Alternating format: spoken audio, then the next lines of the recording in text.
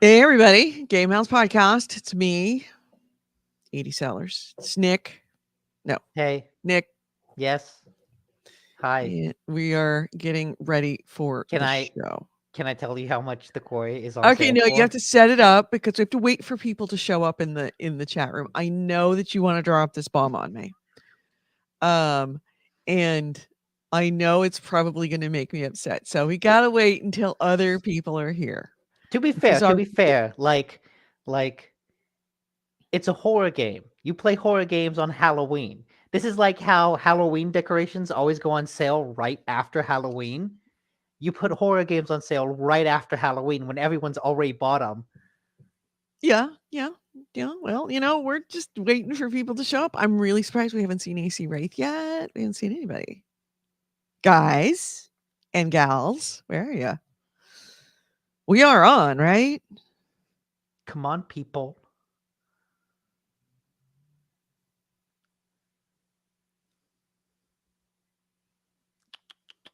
Oh, this is such riveting. So, how are you? How's things?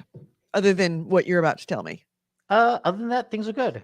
Yeah, yeah. Yeah. Things are good here. What'd you do this week? Anything interesting? Not really. Like yesterday was kind of a chore day. We got a bunch of chores done. Met one of our neighbors that is gonna cat sit for us Oh, nice. in December. So that was nice because we also don't really know any of our neighbors. So it was nice to actually meet someone. You should throw a dinner party for some of your neighbors. That would be good. We should do that. Yes, you should. I mean, it's like you throw a dinner party for me, at least you could do is throw a dinner party for them. The commute is much easier. Oh yeah, I'm sure. 60-second walk. Yep. So, let's see, what did I do? I have nothing. Hey, we got people showing up in the chat room. Finally, hey guys, we got Blood Reaper, we got AC Wraith. So, now that you've joined us, okay, go ahead, Nick. Drop it. Drop that bomb. Okay. So looking for news stories like right now, go to Game Spot, the Mm-hmm. website. Mm-hmm. And they have a bunch of like, oh, Black Friday deals. So I'm flicking through and they have one on Walmart where you can buy The Quarry on PlayStation 5, not just PlayStation 4. PlayStation 5, The Quarry for $20. Oh my fuck! Are you fucking kidding me?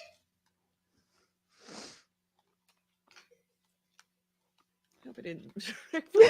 Are you fucking kidding me? Nope. That's cheaper than even I that is $20 twice cheaper than what you spent. twice as cheap as what I spent.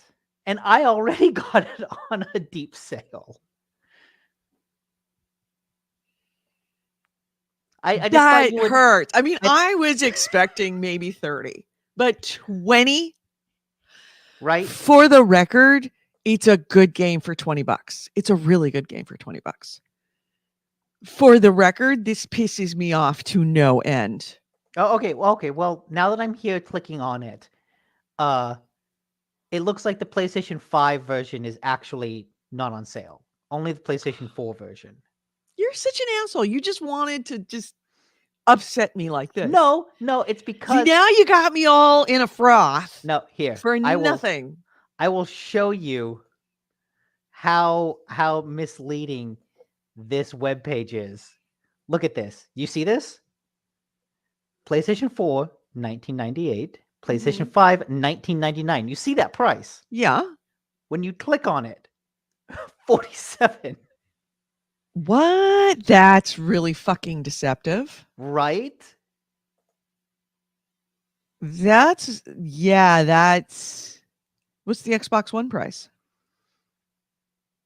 Xbox One. Well, that's Xbox One. Xbox Series X is $20. Yeah, that's a mistake. They should be charging PlayStation 5 should be charging the Yeah. full amount. Okay. That's a So mistake. PlayStation 5 should be 19. So basically, Right. it is. So It yeah, is. It that is.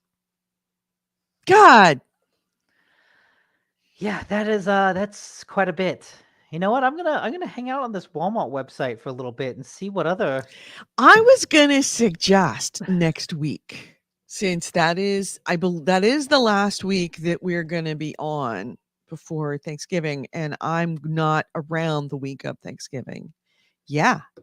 So the t- we're doing a show on the 20th, and then I am leaving. We're pretty much right afterwards on the 21st, and I'm going to be in Arizona on the 27th, and I don't think I'm going to be able to do a show. So this is next week is going to be the last week before Thanksgiving. Why don't you hold, like, put all of those good deals on a, like, spreadsheet or a Google Doc or something?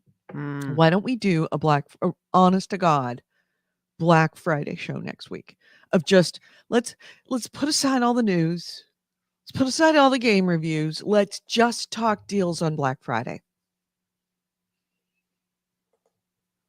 Because we okay. don't, I mean, there's not going to be that much news. It was a slow news week as it is now. Yeah. And nothing is going to happen the week before Thanksgiving and the week after Thanksgiving. That's not when anybody is going to release any news out of choice. There might be, like Ubisoft burns to the ground news, but that's not likely. So we could always change that if, you know, events call for it. But everybody wants to know what's going on Black Friday. How would you guys like it? I mean, you guys are in the chat room. Would you prefer us changing it up for next week and only for next week and just making it like nothing but Black Friday sales that we know about? And, if you want to if you find a good Black Friday sale, you could chime in with us and we could all share it together. So yeah, no show on the 27th and no show on what's the other day? What's your day that you're not going to be around? Oh, that's the December 11th or the 18th? December 11th. Okay. Yeah, the No 11th. show. Yes, I'll be here the 18th. Okay. Uh all right. So we got no show for December 11th. We've got no show on December 27th. Yeah. So yeah, are you guys good with that? Um AC Ray says, I'm broke, but I can spam those links. You do you, boo. That's almost more valuable. Would you say November? What about November? AC Ray says November. November 27th, no show. December 11th, 11th. no show. Yep. I'm sorry I said December. I was looking at the calendar of December, but I was going up one week because it like bleeds over. Mm-hmm. Sorry. Thank you for keeping me honest there. Um, so, yeah, I mean, barring anything else happening, yeah, I say let's just talk deals. And let's not just let's broaden it. Not just video games. I mean, yes, obviously gaming would be very important. But if you hear about an amazing fucking deal on, like, I don't know, headphones or an iPhone or something technology related, like screaming deal, then yeah, absolutely add it in. Don't feel like if you think it's something that people might be interested in, let's just add it in. Essentially, we'll do our early Christmas shopping, like make our list for Christmas shopping. All right, so I got nothing else before the show. You want to just get this thing going? Oh, well, I mean, I'm not going to say anything about the audio shows, but audio shows once again became problematic, but I have fixed it. Um, so let's see if I've got. Don't want. Okay, wait, hold on a second. We've got issues because the solution. Let's see, audio setup. Recording device is going to be the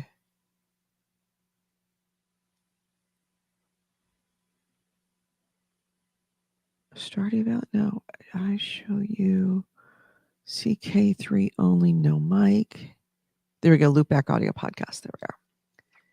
That should be the solution. Check, check, checkity check. No, it is not working. All right. Well, then we won't do it that way. But that was the solution. No, don't save changes. So, yes, I will talk about the problems that I've had with the getting of the podcast, but like I said, we've got it fixed. Thank you for reminding me. Guitars, guitar parts, more stuff that will make me notice and then sad. Great guitar parts? Is that um, you? Was he? are you okay, Nick? Did we lose him? Oh, fuck me. No, We're hang on a 11 minutes second. in. I That's okay. heard a cat trying to get into the door.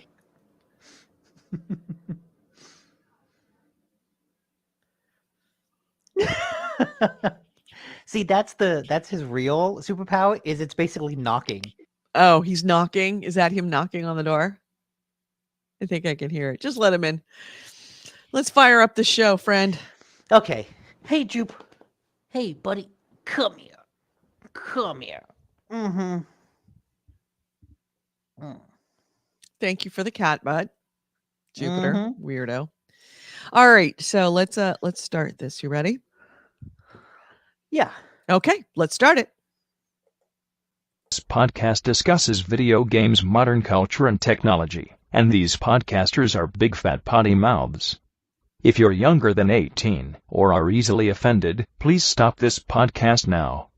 Oh, and your mom says to take out the trash and do your homework.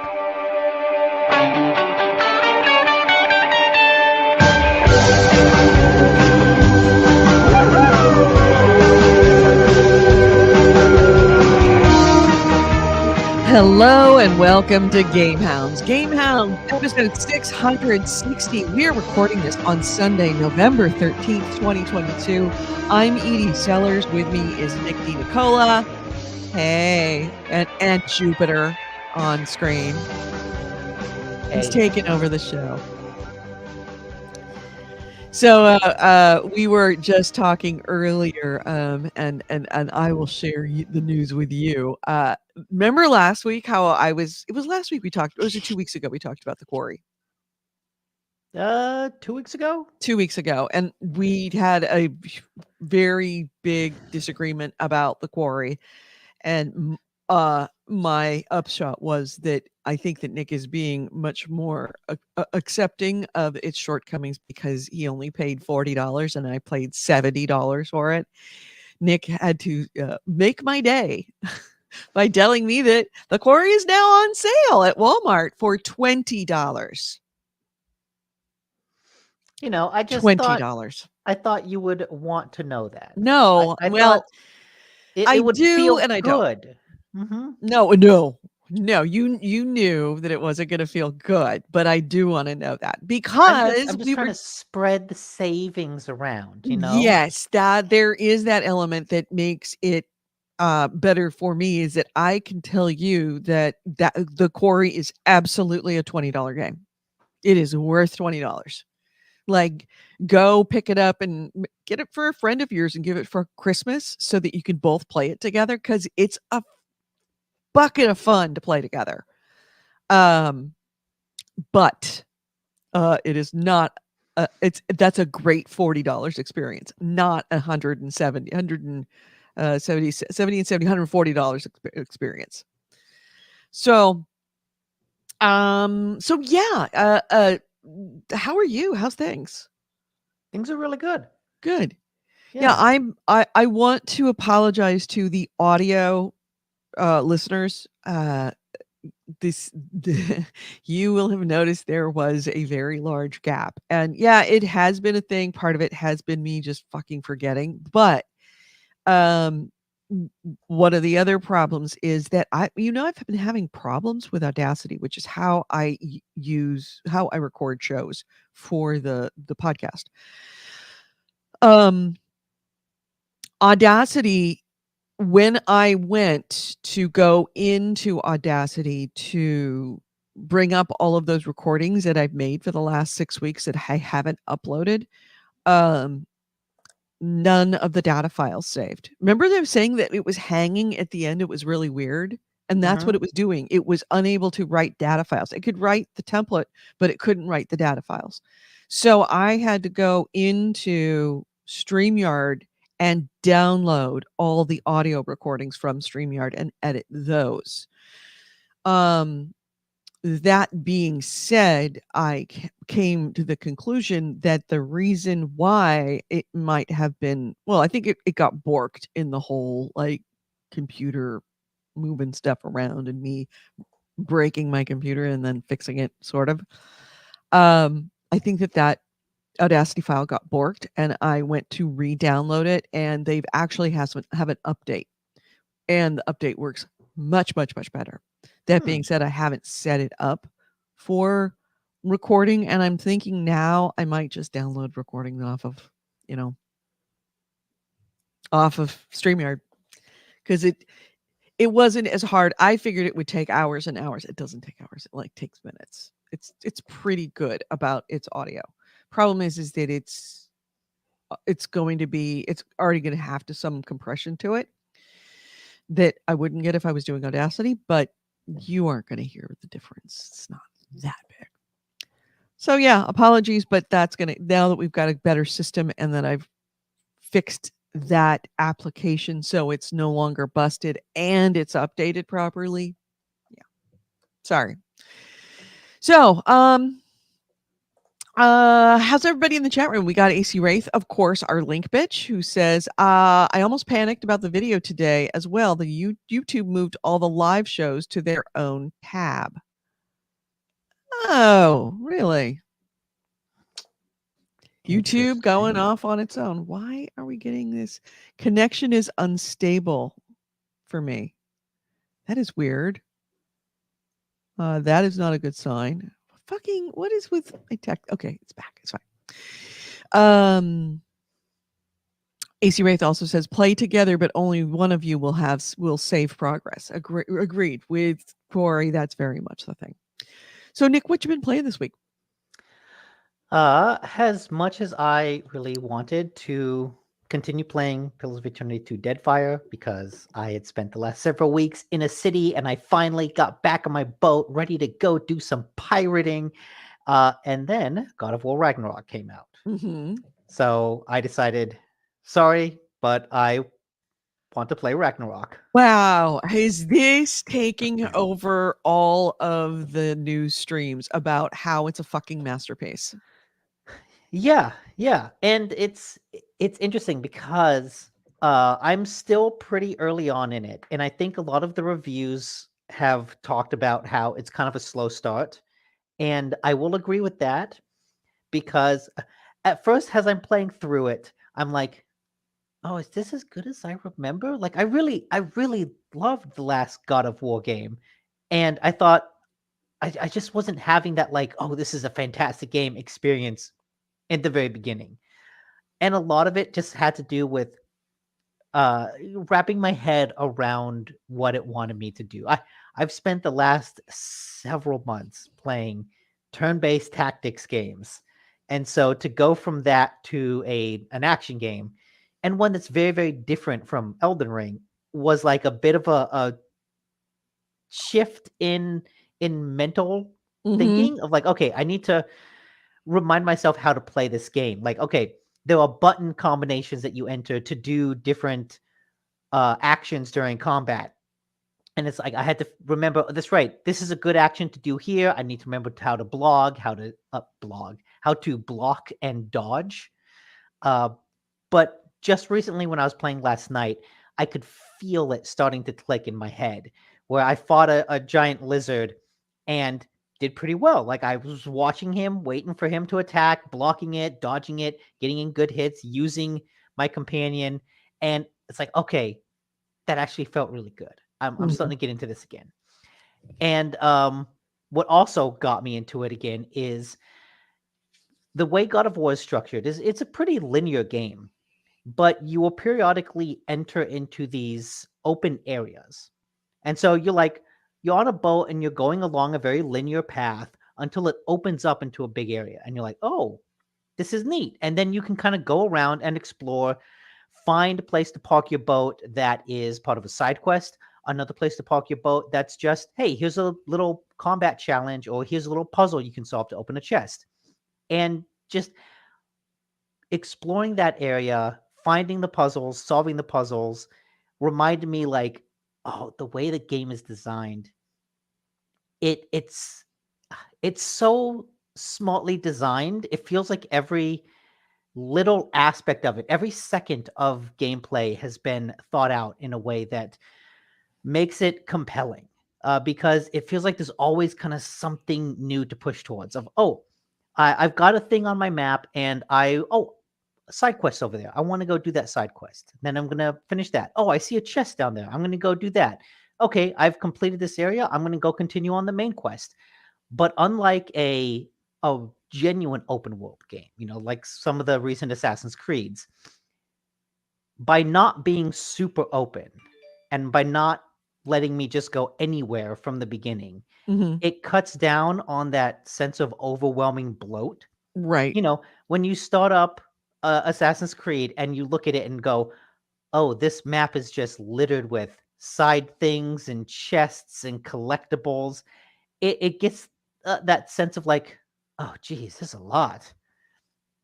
But because this game is, 80% linear, it's able to dole out those little side things at a way that feels smartly paced. Mhm. And that allows it to feel really expansive and to feel like, oh, there's always something for me to do, whether it's uh, trying this little side thing, getting a collectible, solving a puzzle, or continuing with the story without actually feeling like a huge bloated mess. Um, and so as I was playing last night, and I kind of realized that oh, I'm never there's no downtime. There's no just like I'm gonna sit and just kind of dick around with the side thing for 30 minutes. Like, no, He's the everything god of feels war. There is no downtime for the god of war.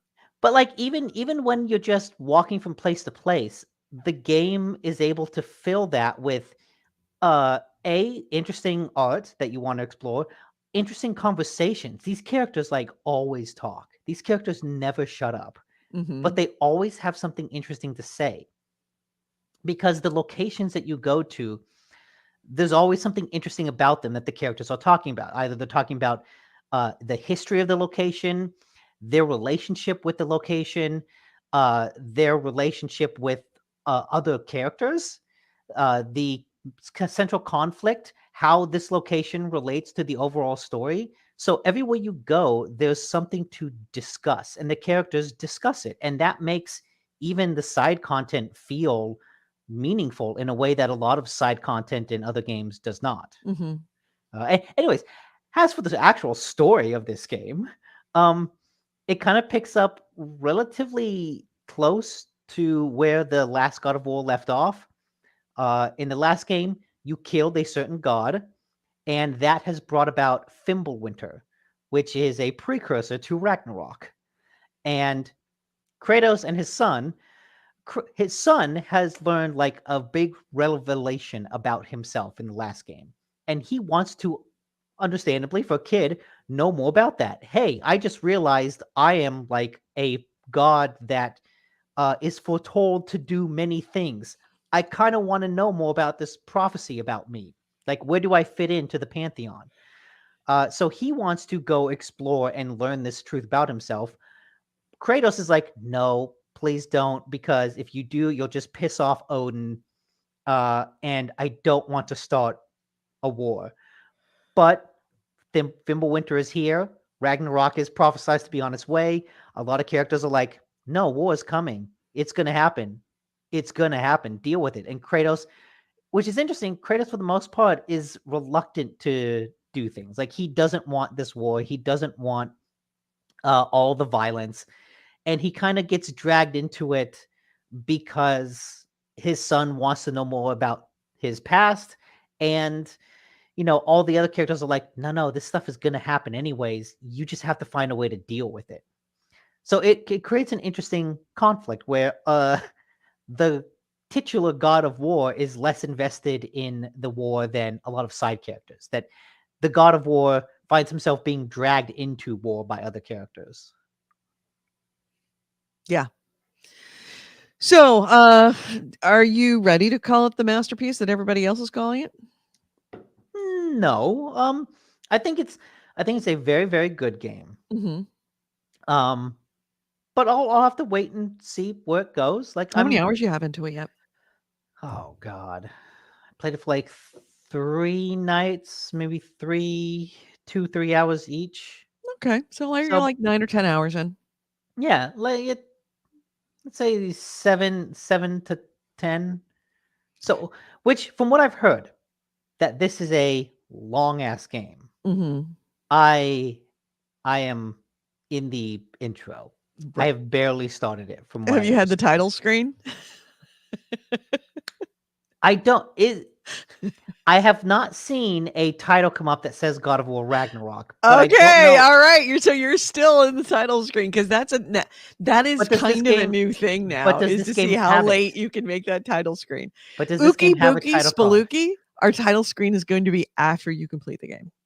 I don't think Ragnarok has a title card. Okay. Well, anyway, so early days yet, but so far enjoying it. Yes, very much. Good.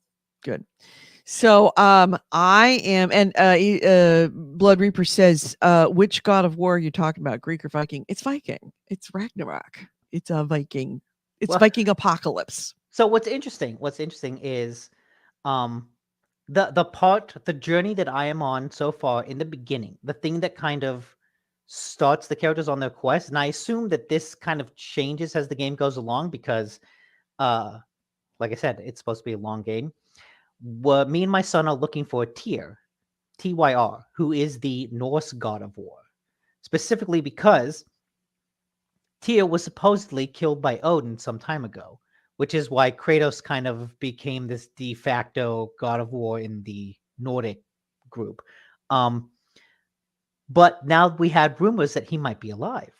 And so, like, well, Odin is always on our back. We got to do something to get him off our back.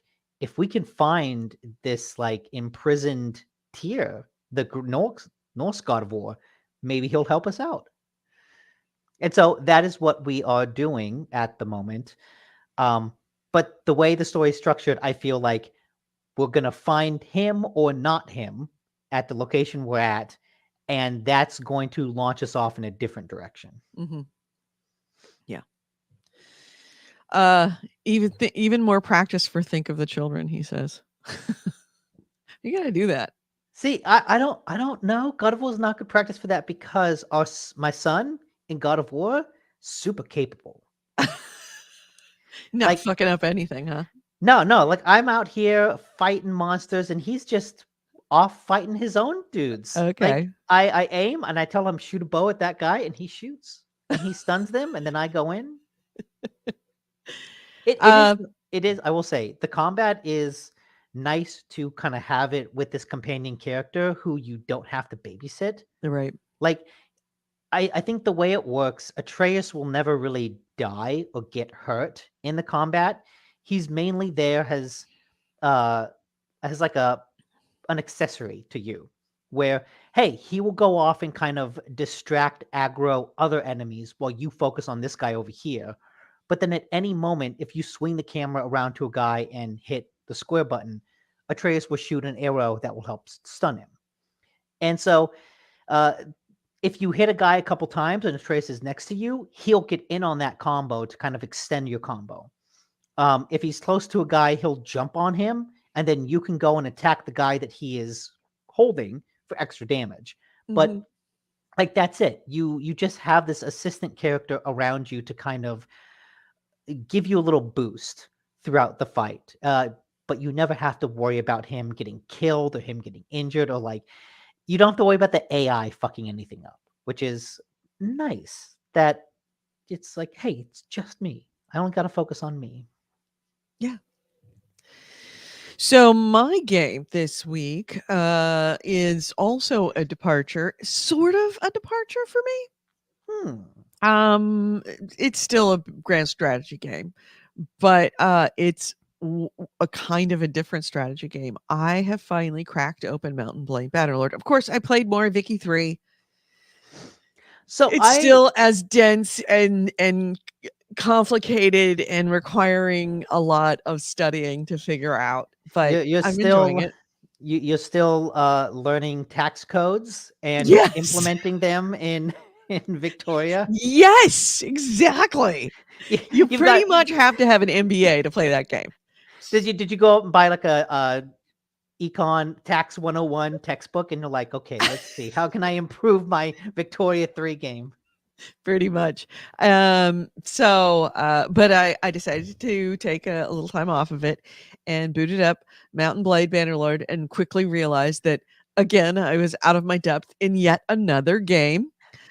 But okay, Um, I thought Mountain Blade was that same type of game like Crusader Kings or Victoria. Like it was that type of, hey, you got a kingdom, you're kind of running the kingdom and you are trying to expand your kingdom. mm-mm.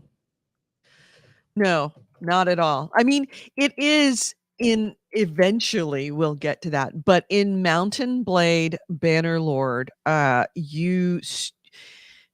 it just starting out, you have to pick a culture, and it is this world that has 6 different, um, nations that are warring against each other, and you start out as a nobody and roaming around the countryside.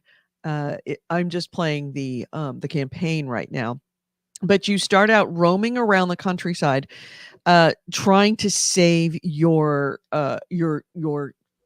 brother and sister that have been kidnapped.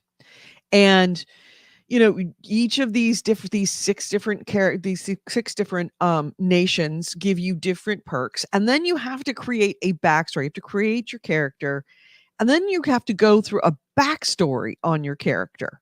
Let me get past this on here. So yeah, you've got character creation, which is always fun and takes way more time than you think it should, as you can see this guy did. So once you've actually picked who you want to be your character, you go through a series of you see your mother and father, and then decide what kind of family you were born into, what was your child your adolescent life like, um, what did your parents do for their profession, um, when you were in your teenager, you did XYZ. When you were a young adult, you did XYZ. And and these decisions all affect the character that you are creating, giving you different skills and different abilities when you start out. So Um, if you choose to have your family be bards, is that like you grew up in a family of rock stars yeah, sort of. Well, no, their traveling? family or bards. I think that the bards increases your social, which have in each. I'm used to games where they have, uh, your attributes are like 6 or 7 different attributes. In this game, you have 6 attributes, but within those attributes are different skills. And when you put points into them, you're not actually putting points into that skill. You're putting points into the ability to increase that skill. It's You it's gain really all those skills as you're playing. it's really interesting the way that you kind of build your character by creating this backstory that You it's create a like backstory. what but like it's so specific of, hey, you encountered these bandits, what did you do? Mhm. And choosing how you did that um gives you your stats. It's like a typical character creation, but they actually add narrative justification for the skill points that you're choosing. Right, and here's the thing is that it's creating narrative justification, but it actually plays into the character creation, the whole way the whole game is played. You get experience by doing things in everything. That whole backstory thing is essentially you making the decisions of what you did, and you get the associated points for that. So, you escaped from the bandits by, convincing them to let you go. You will get points into your starting character will have a higher amount of points in social and Is roguery. this your game? No, it's not. Okay, What did 'cause, he name himself? he named his character Fokker. Um, so moving when you finally get into the game, it is way more combat than you would expect, but you are essentially roaming around this gigantic world full of other armies, of trade, of traders, of bandits. You're kind of, and then once you're there, then you decide you have to RPG it. You have to decide, what do I want to do? Do I want to become a lord? Do I want to become a mercenary king? Do I want to become a bandit? Do I want to become a trader? And all of these things you make decisions based on this. So it's a combination of the grand strategy, but it's also a combat as well. There, you go into arenas, you fight, and the combat it reminds me very much of Chivalry 2 in that kind of combat. But the thing is, with Chivalry 2, everybody's bad, and that's half the fun of it. In this, that's a problem. So I'm terrible with WSAD shooters and not shooters, but combat. Yeah. Terrible with WSAD combat. So it's going to take me a little while and probably longer than the average. But it is and then of course you get into, and I hope this playthrough actually shows a mass battle. Let's see. Cuz there's individual fights that you will do that are like you in an arena or you dueling someone. And then there are fights that are like battlefield fights with hundreds of people of men that you are the commander and that you've got that your armed your infantry regiment, you've got your archery regiment, you've got your horse archers, and you've got your cavalry. And you actually have to control them on the battlefield, but not from above, but on a horseback with an incredibly deep and complex amount of orders that you can give to each of those regiments, to some of those regiments, or to all of those regiments. You are controlling the battlefield, but you're doing it from the back of a horse, like a real. Before you start, you get to kind of set things up early and kind of get a lay of the battlefield. But once you start, from up above, but once you start, you are on the ground and you cannot get a bird's eye view of what's ahead. So the battles are awesome. I have only had a couple of very small battles, but when you get into the very large battles, they are amazing. I'm trying to pick up Bannerlord 2 large battle.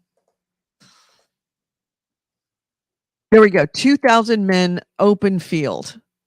Let me pull this up so that you can see it. And I'm sorry for anybody that's listening. Oh, sorry, didn't mean to do that, Nick. And what are we trying to do? There we go. Add to stream. There we go. Here is a 2,000 men, and this is you playing 2,000 men with multiple regiments. And it's already started, and you're having to look to see there's the other men on the other side. This is giving me real that first person game that we each played a massive ton of, Kingdom Come. Kingdom Come. Mm-hmm. This is giving me a lot of Kingdom Come vibes. Right. And I wish that this had shown at the beginning the layout, the above layout where you lay out where your men are, and then you kind of figure out where they're going to move to based on what's going to happen. I've added this to my wish list. Yeah. This looks really cool. Yeah. Yeah. And it's insane. And he's playing in first person, which I'm not a fan of playing this in first person. But it doesn't look like he's actually controlling. It's just a bunch of people whacking each other, and that's not what this is known for. Let me see if Yeah. I Well, can pull up one. it's like the Kingdom Come had very similar type of combat to Chivalry, but everything was way more important. Like Mhm. in Chivalry, you just kind of wail around like an idiot, and if you die, yeah, it's fine. Like it's no big deal. Right. But in Kingdom Come, you it's an RPG, so getting hurt really matters. So you really had to learn the intricacies and timing of how to swing, and this looks probably similar to that. Yeah, it's let me see if I can add it. All right, there we go. No, add to stream. There we go. So you can see that this guy is setting up where he's going to be, the different he's got his 4 different regiments. You could tell him which direction, if you want him in loose formation, do you want him in square formation, do you want him in circle formation? Do you want them in a, I forget what the wedge is called? And you give your orders of like where you want them to go, and then you strategically figure out your fucking battle. And so, and of course the other side is doing the same thing. The AI apparently is very, very, very good. It's gotten a lot. I mean, this has been in two different. You can see they're setting themselves up into two different battalions. Yeah. And he's now he's trying to figure out, all right, so trying to figure out the length of their line, because if your line is too short for their line, okay, so he's told them to advance. You can tell them to follow you. You can tell them to charge. He's advancing. He's probably doesn't he have a shield wall? He doesn't have a shield wall. His cavalry is still sitting back. And yeah, and when it all happens, when they actually encounter each other. So is he trying to like stay out of archer range? Is that what? Yeah, because he's the commander. Okay. He's not getting into it. He's the commander. If you want to get into it, you can, but you're the commander, and if you go down, that's not so much fun. You're the boss. You've got to stay back like a real commander. And let's see. Now he's ordered the charge. The infantry's all involved. The charge is going. And it's just this one is actually pretty fucking chaotic. He's just right in the middle of it. Right. And so he's got somebody moving up there, getting the archers, the crossbowmen up in the hills in a higher position so that they could shoot down. Yeah, it's a fucking battle. So it's a lot of fun, but it is a steep learning curve. I've actually yeah, it's a really, really steep learning curve, but it's a lot of fun. And it's got that many times with strategy games, you get a sense that you're just kind of like this nebulous intelligence that is running something, like running a person. You're the inside John Malkovich, but you're inside the king. And then when the king dies, you're inside another king. You're kind of like this god who's running the world. In Bannerlord, you are a person that is moving their way up through the ranks, developing prestige, trying to kind of decide what you want to do in this world. And you have a story, you have a backstory, you have a family, you start a clan. Your clan is composed of your family members. You can get married and have children and train them because they're actually part of your clan. So it becomes way more rich. I found this the other day, and for you listening, you will not get the same sense of what this is. But I found this on Reddit, and it is 100% clear. It's one of those what I played, what I expected, what I got. Yeah, what I played was Bannerlord 2. What I expected was Medieval Total War 2 and Kingdom Come Deliverance. What I got was off the fucking hook. Marriage, dowry, and divorce.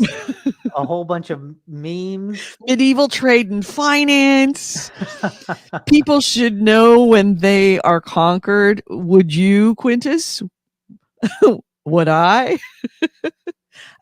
Coexistence in this sense is null and void, rejected and unacceptable. Yeah, it's an army marches on his stomach. Oh yeah, you got to feed your army. You got to pay your army. Hmm. and you got to feed your army not just grain. You got to feed your army olives and grapes and meat and everything. It is a huge game. And when you start, you're like, oh, this is Kingdom Come Deliverance. And you are rapidly disabused of that misconception. Hmm. And I'm spending most of my days that, like if I have spare time to watch my TV watching time, I am watching Bannerlord tutorials. Because even the tutorials are a hell of a lot of fun. There are people that have, because I mean, a big part of it is companions, finding companions, and you find them in taverns and wandering around and have them join your clan, and then they rank up, and all of your troops rank up, and they rank up in different ways depending on what your culture is and what their culture is. But more importantly, like there's a guy who has made a multi-page spreadsheet of every wanderer and what their skills are so that you can look them up and make them different roles within your clan and within your army, because you can't just put anybody in any role. They got to have the right stats. And so it's just it's deep, it's fun. I was playing it literally this morning. The minute I am off this show, I'm going to go back to it. I have it sitting ready to go on my dining room table right now. So, it's Bannerlord is already well worth the money that I spent, especially because I think I got it dirt cheap on sale. But Oh, really? yeah, it was on sale Because that's a 2 new weeks ago, game, right? 3 weeks. Yeah. Yeah. Yeah. It was crazy cheap. Um, yeah, it just came out. Well, I mean, it's been in early access for 2 years. Oh, has it? Yeah, there's 2 years of research, and a lot of it does not apply because it's been changed post-release, but, but a lot of it does. So, there's the tutorials, or there is no shortage of tutorials, and any, like, documents that people like that spreadsheet on calculating your companions and or calculating sieging towns, because you can siege your like all those castles out there. You can siege a castle. You can absolutely siege a castle and take over the castle and make it your castle. Hmm. And then of course you are the lord of that castle, and then you are the lord of the castle under that kingdom's realm. But Mm. yeah, you can absolutely, I mean, it is a six-way war, or six-way coexistence on in this world, and it's not peaceful. So yeah, it's kind of like anything goes. What do you want Bannerlorn to be? Do you want it to be a relationship simulator? Well, probably not so much there. But do you want it to be a place where you get unlimited wealth and riches and just control all of the different countries because you can control their trade? Do you want to become an emperor? Do you want to become a king? Do you want to become a mercenary, just going wherever you want to and just getting into wars and getting into battles? It's you do you in this game. So it's cool. Um, AC Wraith says, Mountain Blade always reminds me of Kenshi. Yeah. Yeah. I can see that. AC Wraith says, map it to a gamepad. You'll learn to love the Steam Control configuration tool. Oh, all right. Okay. It's a possibility. Um, Bitter says, I want to own a liquor store and smoke shop. Can you do that in Bannerlord? they have tobacco stores and they have wine shops. I'm just gonna be a traveling wine and weed salesman. Yep. Absolutely. You can do that and just fending yourself off from, setting up good trade routes, creating a clan of people that have really good trading abilities and a ton of really good soldiers to accompany them, and then just send them off and they make money for you. Or go into a town and say, I want to buy the tannery, and then buy the Mm. tannery, and it's just passively making money in the background. Or do both, or do neither. Whatever you want. Whatever you want. Hmm. It's your game. You have your game. It's all you. And whatever you want to do is perfectly okay. So yeah, Mountain Blade Bannerlord. I'm liking it a lot. It's all the other games that I've played all put together and more. Just when I thought like it couldn't get any more complicated. That actually sounds really, really cool. I'm I'm gonna be watching that one. Yeah, yeah, you really should. But it's a Crusader Kings type game in that you have to really commit to wanting to learn how to play that game because it isn't But just to pick up and play. And there's but it, no tutorial. Like frequently, I'm in there going, "What is that symbol? What does the red horse on that mean? I don't know." And googling red horse on mm. player character. But it also looks like the additional RPG elements feel like they speak to me in a way that Crusader Kings doesn't. Yes, Like because it's just more and Crusader it is Kings is like voiced now. more pulled back top down strategy. Mhm. Bannerlord having that RPG aspect of you're a dude, you're exploring, you're kind of creating your story in this world that has like a very direct Yeah. appeal to me that It's makes me very want to visit. organic, very visceral that you end up getting really attached to your person because you made their backstory Yeah, and like you you are know their them. motivations. Hmm. So what happens if your character dies? Do you take over someone else like Crusader Kings? Do you just reload a save? It depends on how you've set up the incredible amount of gameplay options. You can. I don't die. You don't die. You will get knocked out of a um like if you fall in battle, you get Mhm. knocked out of the battle. You don't die. That's the setting I have. You Okay. can have a setting that once you die, that's the end of your game. The game is over. So the amount of customizations of what the settings might be are huge. You can have it where your your companions might die or your companions don't die. I am playing it and I have been told it is no shame to play it with you don't die and your companions don't die at the beginning because you will need That's that. cool. And Good. the swinging and stuff is not the actual combat is not nearly as complicated as chivalry or um oh, it's the other one. The like for Kingdom Come? honor is another one. Oh, It's Fauna. it's yeah, those are both incredibly complicated because you had to worry about momentum. You do have to worry about direction, like, left, right, above, swing, however we want to do it. But you also, and you have, when you're blocking, you have to block, up, down, or left or right. But you don't have to worry about throwing the momentum behind something to actually create more, um, to actually do damage, Okay. which is that's what chivalry is so fucking hard to do.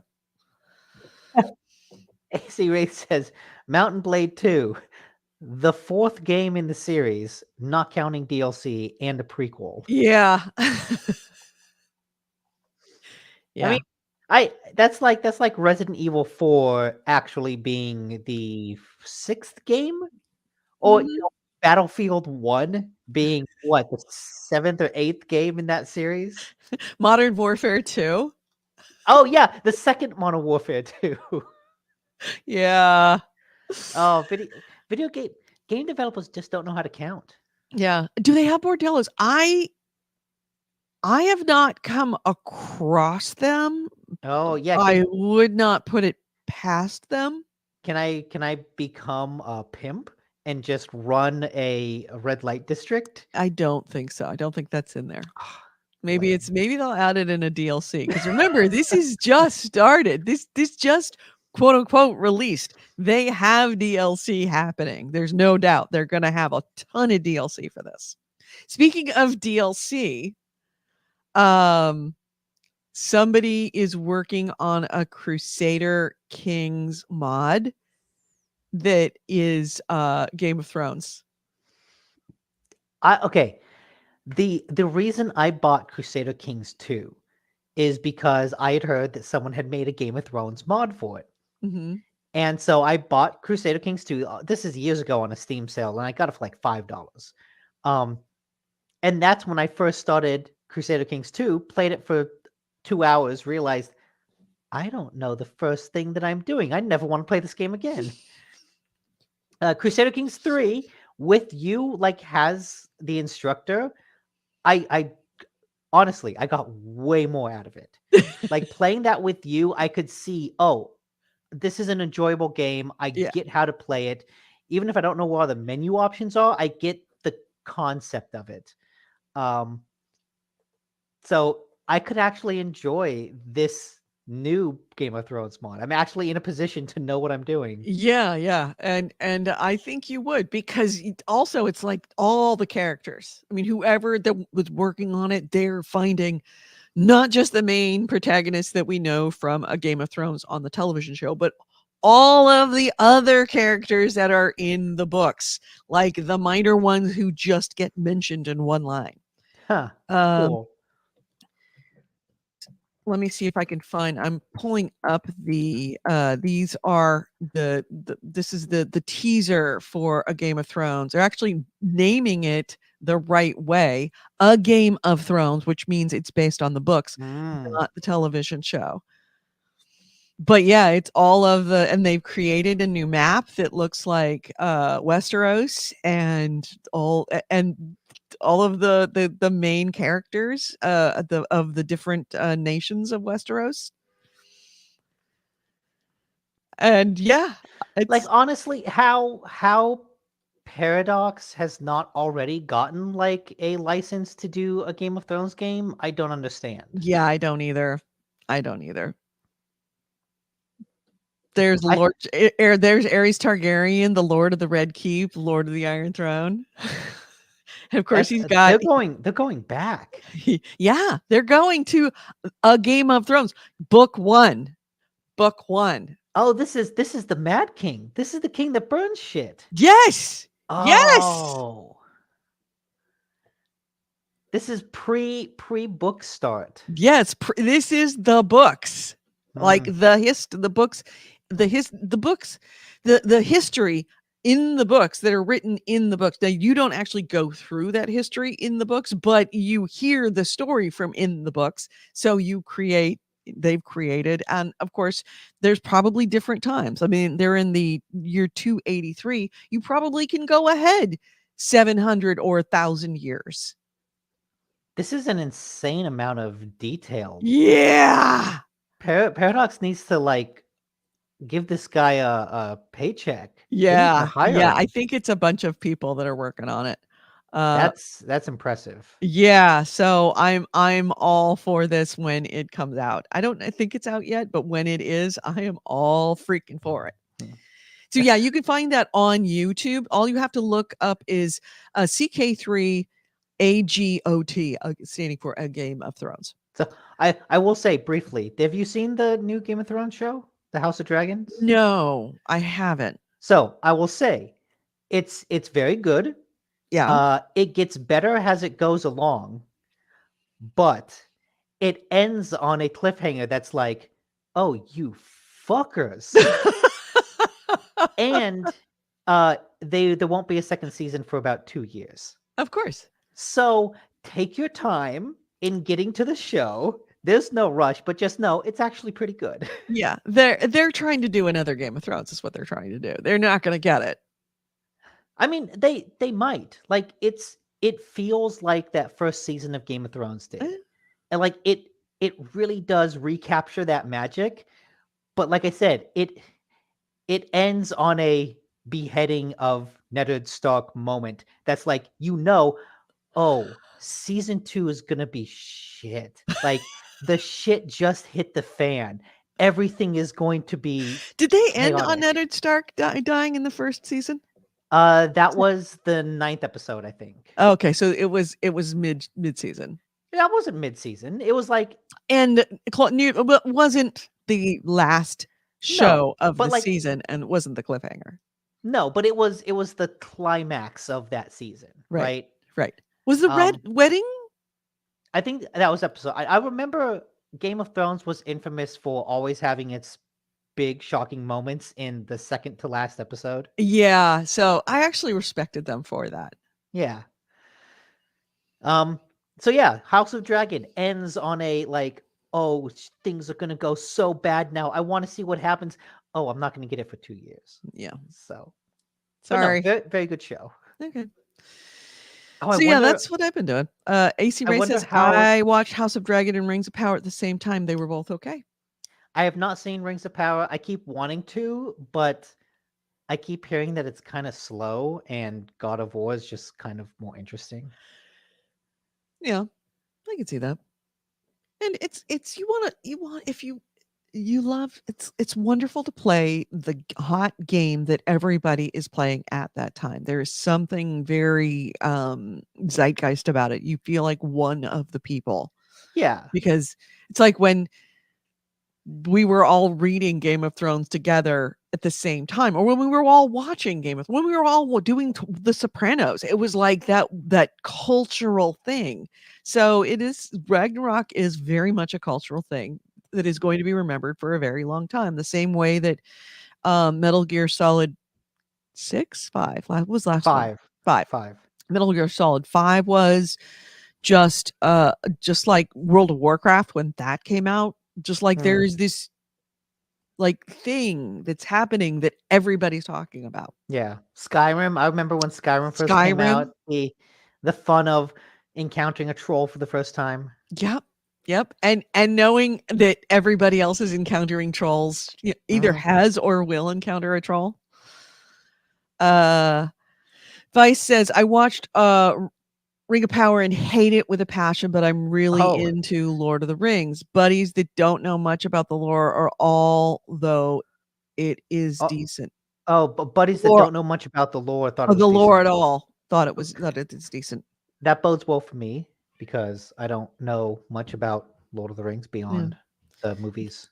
Bitter says that's how I felt when Cyberpunk 2077 came out. Yeah, it's another one of those big cultural ones, and I don't think that if Cyberpunk had been a good game, we wouldn't remember it quite as much historically in the annals of history as we will when it came out. That's also another cultural thing where it's like everybody was pissed. Everyone was dunking on it. Oh, yeah. Hey, stop that. AC Ray says, I know about the lore. I just didn't think it sucked. I hated that troll. Yeah. First time I encountered a woolly mammoth, that was in Skyrim. I thought I was kind of a badass until that happened. Oh, that moment was great when it smacked you and you just went you just flying. Yeah. Yeah.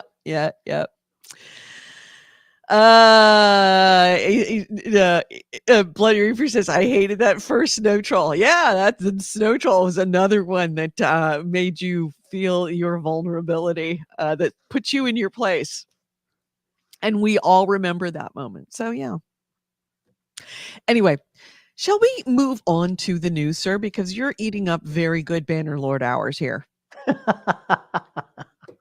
I need to Spoken get back to my game. spoken like a true addict. Yep. All right. Are we ready for the news? Hmm. All right, let's hit it. Let's hit the news.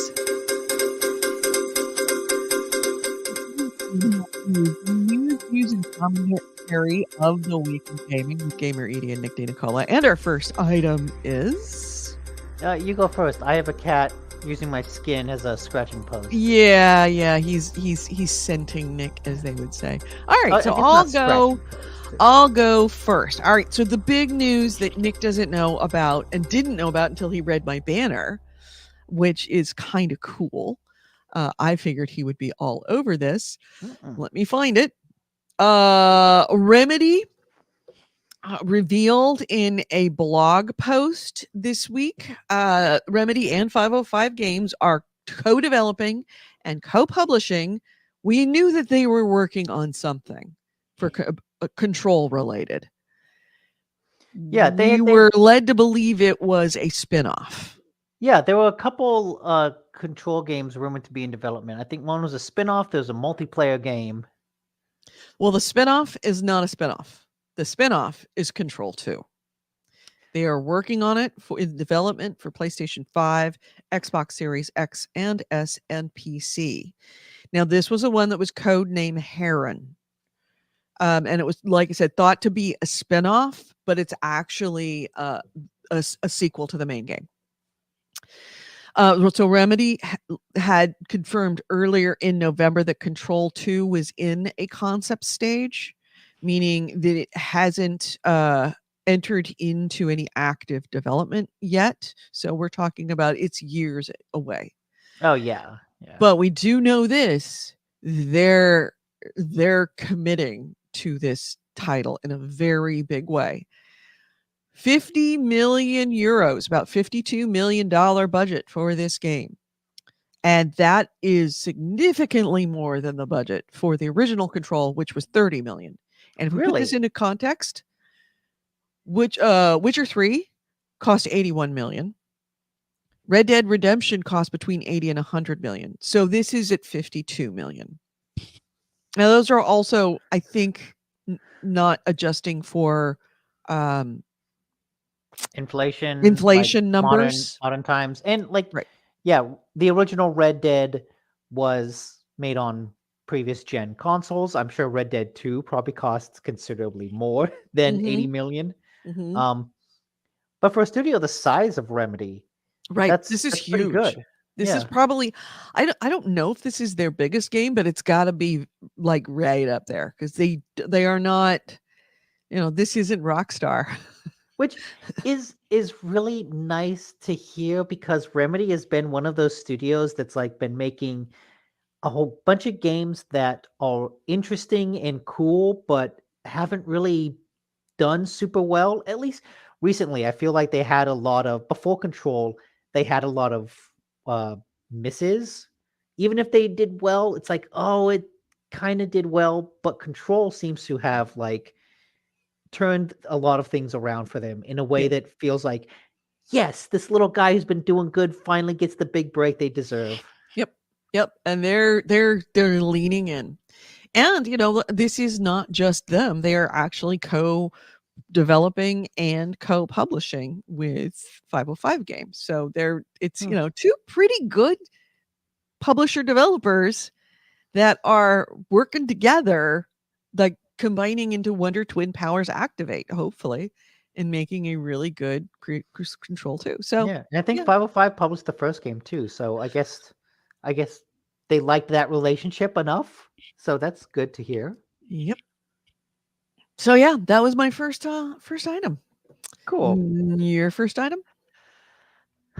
Well, in the speaking of like game rumors, there's a rumor that Sony is working on a Horizon MMO. We knew that there had been rumors about a Horizon multiplayer game. Right. Because both Horizon games are like, it's a big Sony first party franchise, and both Horizon games are staunchly first person, not even a multiplayer mode. And so it makes sense that Sony would be looking into a multiplayer game, but not an MMO is new news. This rumor is coming from. It looks like they may be developing with NCSoft, because the code name for this Project H is rumored to be something related to Horizon. So Okay. NCSoft is the developer of Guild Wars. So, they have experience making MMOs. Yeah, they do. That's not a horrible idea, Yeah. really.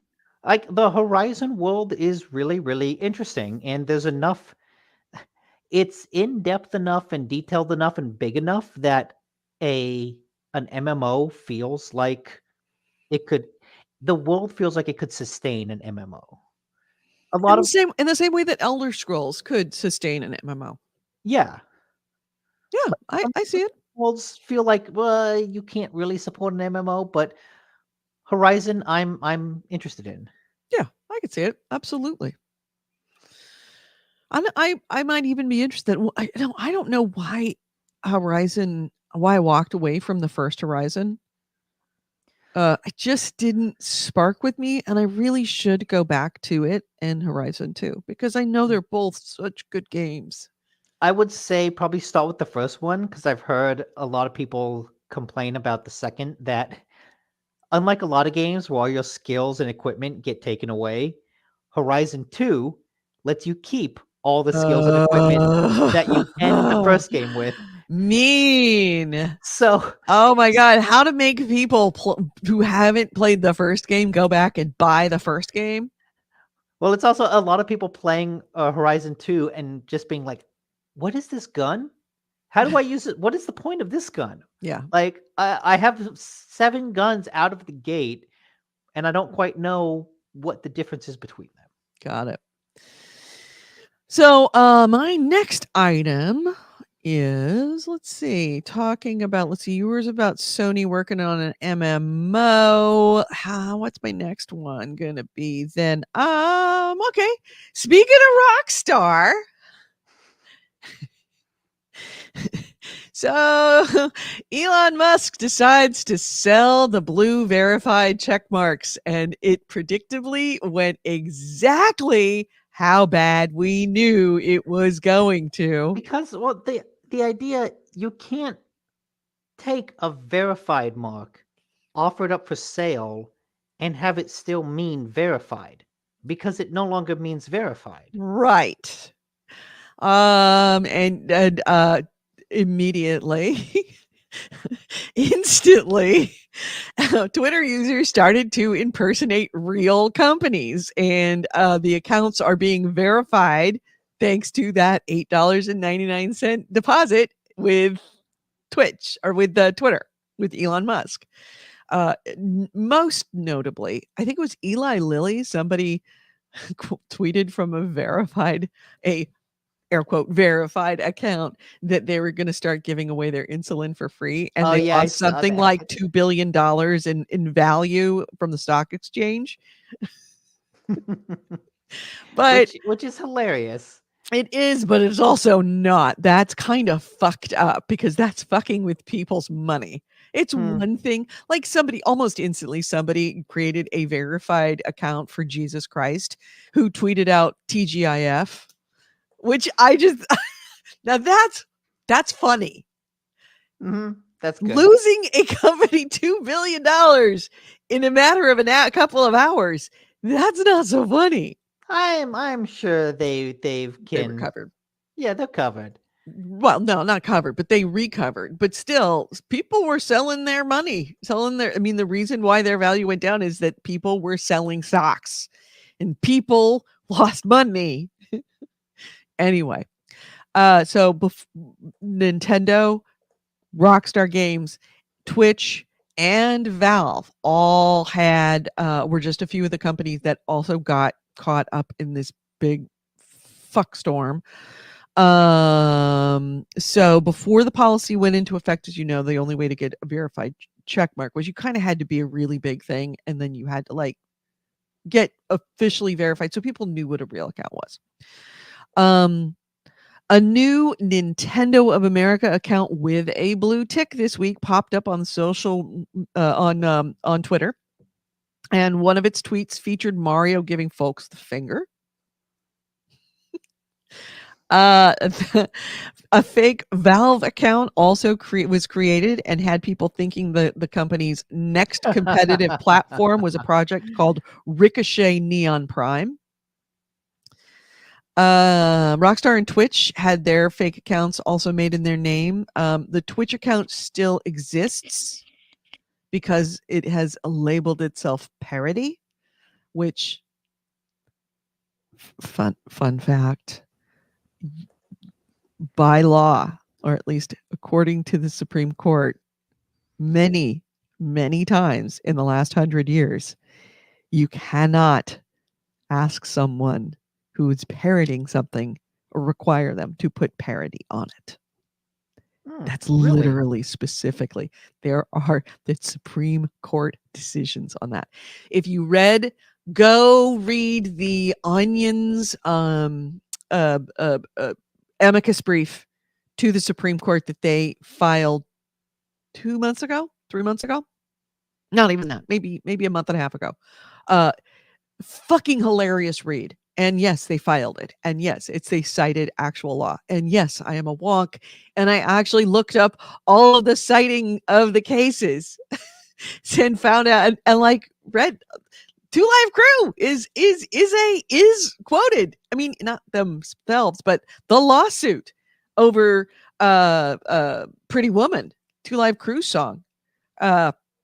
Made it to the Supreme Court, and that was a decision that was made, and that is cited in there. So it's some really interesting stuff about freedom of speech, and when it comes to parody and humor. But yeah, anyway, so yeah, whatever you read on Twitter right now from any company, especially gaming companies, do not believe them. I mean, I'm not even entirely sure that Control 2 is coming out at this point because it was a tweet that they made an announcement. So that might be fake. Who knows? Everything that we're saying right now could be fake. But yeah. I also just quick update. It seems that the Twitter Blue signups have been suspended. Yes. Oh, I should have said that. Yes. Yes.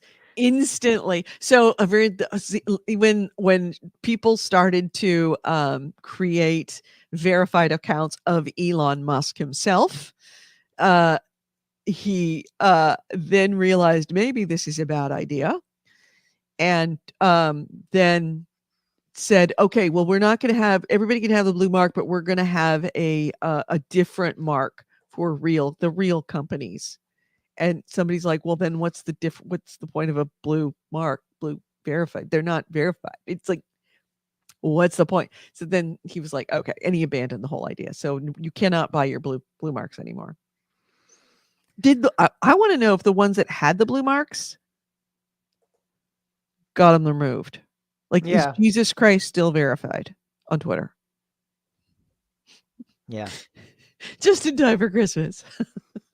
Yeah, and AC Wraith kind of had a point that there had been a talk about Stephen King responding to Elon Musk over this for a while, but the larger point that AC Wraith gets to here, like Stephen King and people like him are the ones providing the content that draw all the other viewers.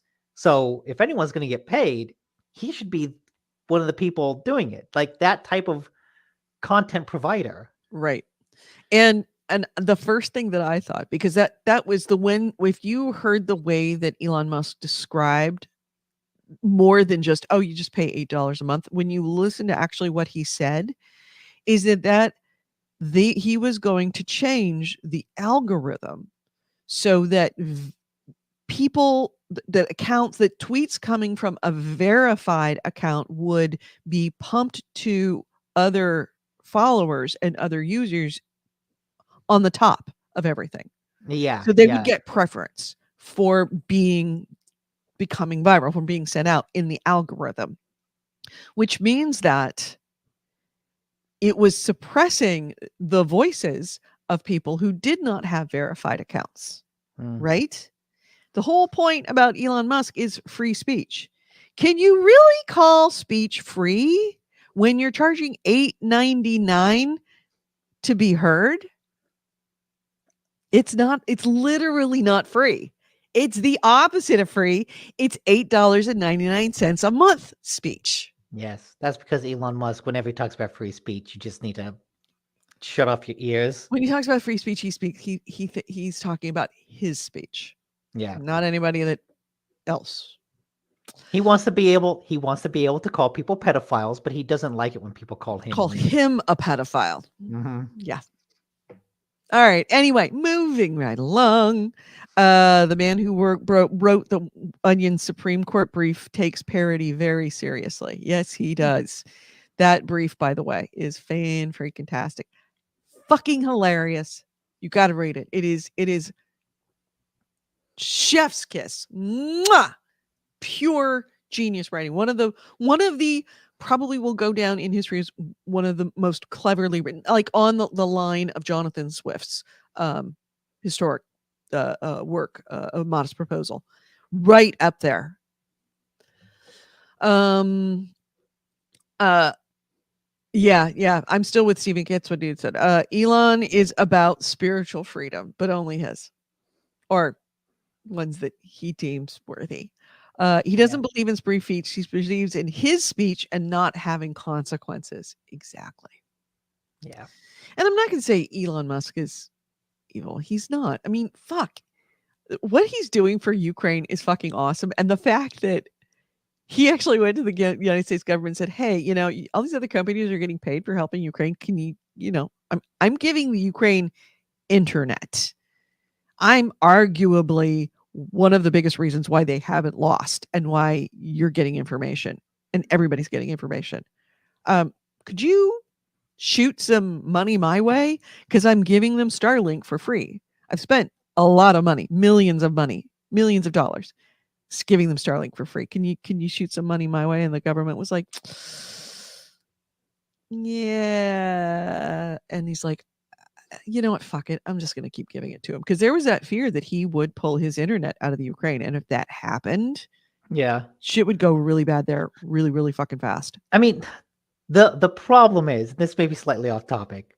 The problem with Musk is not that he's evil, but that he's just such a petty little bitch. And so Yeah.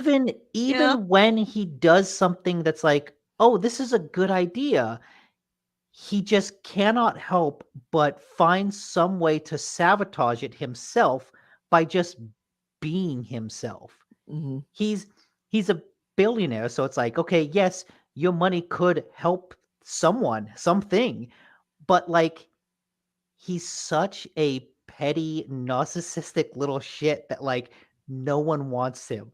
Yeah. No one wants. It's like even Ukraine is like, he's no longer yes. at Tesla. You do realize that. He doesn't run Tesla anymore. Yeah. They kicked him out because he was fucking with Tesla too much. And like the share owners, I being one of them, are like, Elon, leave. Just get out. Keep your 18% of the company. Go. But you cannot be CEO of this company because you keep saying shit to fuck with people because you love to see the numbers. You love to see the market go up and down. But it's our money. Please stop. You're out. He's a troll, but he's not like an interesting troll. He's just a 13-year-old with billions of dollars, and it's like, oh my god, just like please shut up. Yeah. Please stop being who you are. Like your money could help, and like you have some like interesting ideas because 13-year-olds can come up with interesting ideas. But oh my god, the moment like you have to work with someone, it's like just please, oh god. I could just see him being an absolute nightmare to work with. Oh yeah, he sucks as a human being, and so even when he has good ideas, people are like, you know what? That's a good idea. Let's let someone else do it. Yeah. Please, anyone but you. Anyone. Oh, okay. And also a small segue. Lottery ticket. Speaking of billionaires, the winning lottery ticket was sold near me, but it wasn't Oh, me. really? Oh, You didn't know that? mm-mm. Single winner, $2 billion. That first one they didn't have a winner. $2 billion. 900 and something like $980 million if you took the cash prize. So almost $1 billion if you took the cash payout. Wow. Sold in San Francisco, only one ticket. Came close. I made $16. Oh, okay. Correct. Bought $60 worth of tickets. Okay, that's less good. Gully says, I wish Edie won, then she could take all the money and feed all the people that Elon didn't.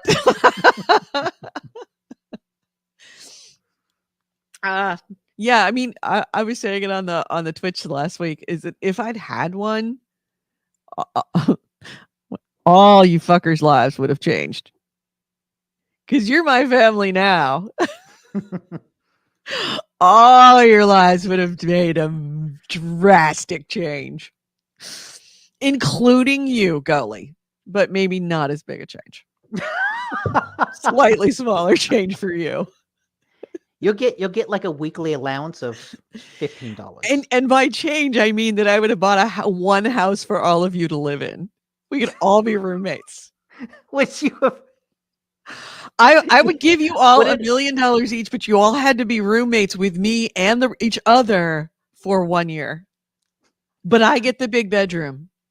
Would you have put webcams in like all the rooms and Fucking streamed it? pay-per-view? Shit, yeah. I would have gotten Elon to help to pay for the webcams and then put it GameHounds Real World? a GameHounds of Thrones. I like that actually. Oh, it would have been awesome. Dave said, if I won, I would buy GameHound for billions and kick Nick. I think he meant Nick off the show. No, he says Need. I would have kicked Need off the show. Yeah, there you go. He refined No. it, Nick. That's if I don't buy GameHounds first goalie. Yeah. Great. What was it? AC Wraith, CEO shit. You got fired. ERB parody of Zuckerberg versus Mark. An epic Musk. rap battle of Oh, history. epic rap battle. Parody of Zuckerberg versus Musk. I've pulled up the video. I don't know if we can do it on the stream. No. We don't. We can't. But I want to listen to this later because Listen to it later. Seems to like it will be hilarious. All right. So, next item. I guess speaking of like good things, a company doing a good things. Of all companies to do something minorly good, Right. Activision has announced a new battle pass for Call of Duty. I guess I shouldn't say Activision. It's more like the developers of Modern Warfare 2 talked about a new battle pass. Was it what's the buckets? Who's the developer of Modern Warfare 2? Is it Infinity not Crystal Ward. Dynamics, Infinity Ward, yeah. Yeah, they work for Activision, but like I'm going to give credits to the developer, not the publisher. Right. So Infinity Ward announced this new non-linear battle pass, and they've realized that one of the kind of frustrating things with battle passes is that they are linear. That you look at this battle pass and you see, oh, at the very end is a cool character skin, but I have to play through like 50 levels to get there. And that means playing every day for hours. Like a battle pass to get to the end of it turns a game into like a second job. Right. Then it becomes just a grind. Yeah. So what this new non-linear battle pass does is it kind of breaks the battle pass into sectors. Each sector will have about 5 items in it. And every time you own a token of the battle pass, you can use that to buy an item in a sector or unlock a new sector. Oh. And so that allows you to kind of jump around and like say, oh, there's a cool thing over there. Well, I'm going to spend some battle pass tokens to unlock the sectors I need to get there and then get that. And so you can get a cool item in like 5 levels. That's a really good idea. 40. That's a really good idea for not just Modern Warfare, for all battle passes. Yes. Yeah. I think that's a wonderful idea to just make something that could easily be a grind into like a very focused motivator. Right. Yeah, absolutely. I'm well done. I don't say that much about anything to do with Activision at all, regardless of whether it's and certainly not with Modern Warfare 2, but at least, I gotta give him credit for credit's due. That's not a bad idea. Yeah. So I hope other people continue with that because yeah, think that's a great idea. Yeah. Let's see. My next item is speaking of men, children with too much money. Hmm. Facebook, Meta, has laid off 11,000 people, Mm. something like 13% of its workforce. And it's 13% of its staff. They made the announcement on Wednesday. Keep in mind, they have now spent at least $13 billion, $13,000 million on Horizon Worlds. And I've actually watched some streams of people going into Horizon World. It's awful. It's awful. It's truly awful. I anyway. So Mark Zuckerberg said that he had assumed that the COVID driven trends like the acceleration of e-commerce would stick around after COVID, Why which did was a everybody think this? stupid thing to do. Also, from what I understand of reading about his, speech, is that he didn't put any of the blame on VR. No, No, no. It it's certainly wasn't the $13 billion he put into this awful thing that nobody wants and nobody is using. no, it's COVID. It's COVID. Yeah. Yeah, Yeah. Yeah. that's what it is. Yeah, I read he was like, I take And slower full ad revenue. yeah, That's the I problem. take full responsibility for this. But I'm not going to take responsibility for Yeah, it. here's all the ways it's not my fault. Right, exactly. So yeah, apparently the cuts are going to be quote in every organization across both family of apps and Reality Worlds. Or sorry, Reality Labs, which is the developer of this Horizon Worlds. So it they're not getting out unscathed, but they also said some teams will be more affected than others.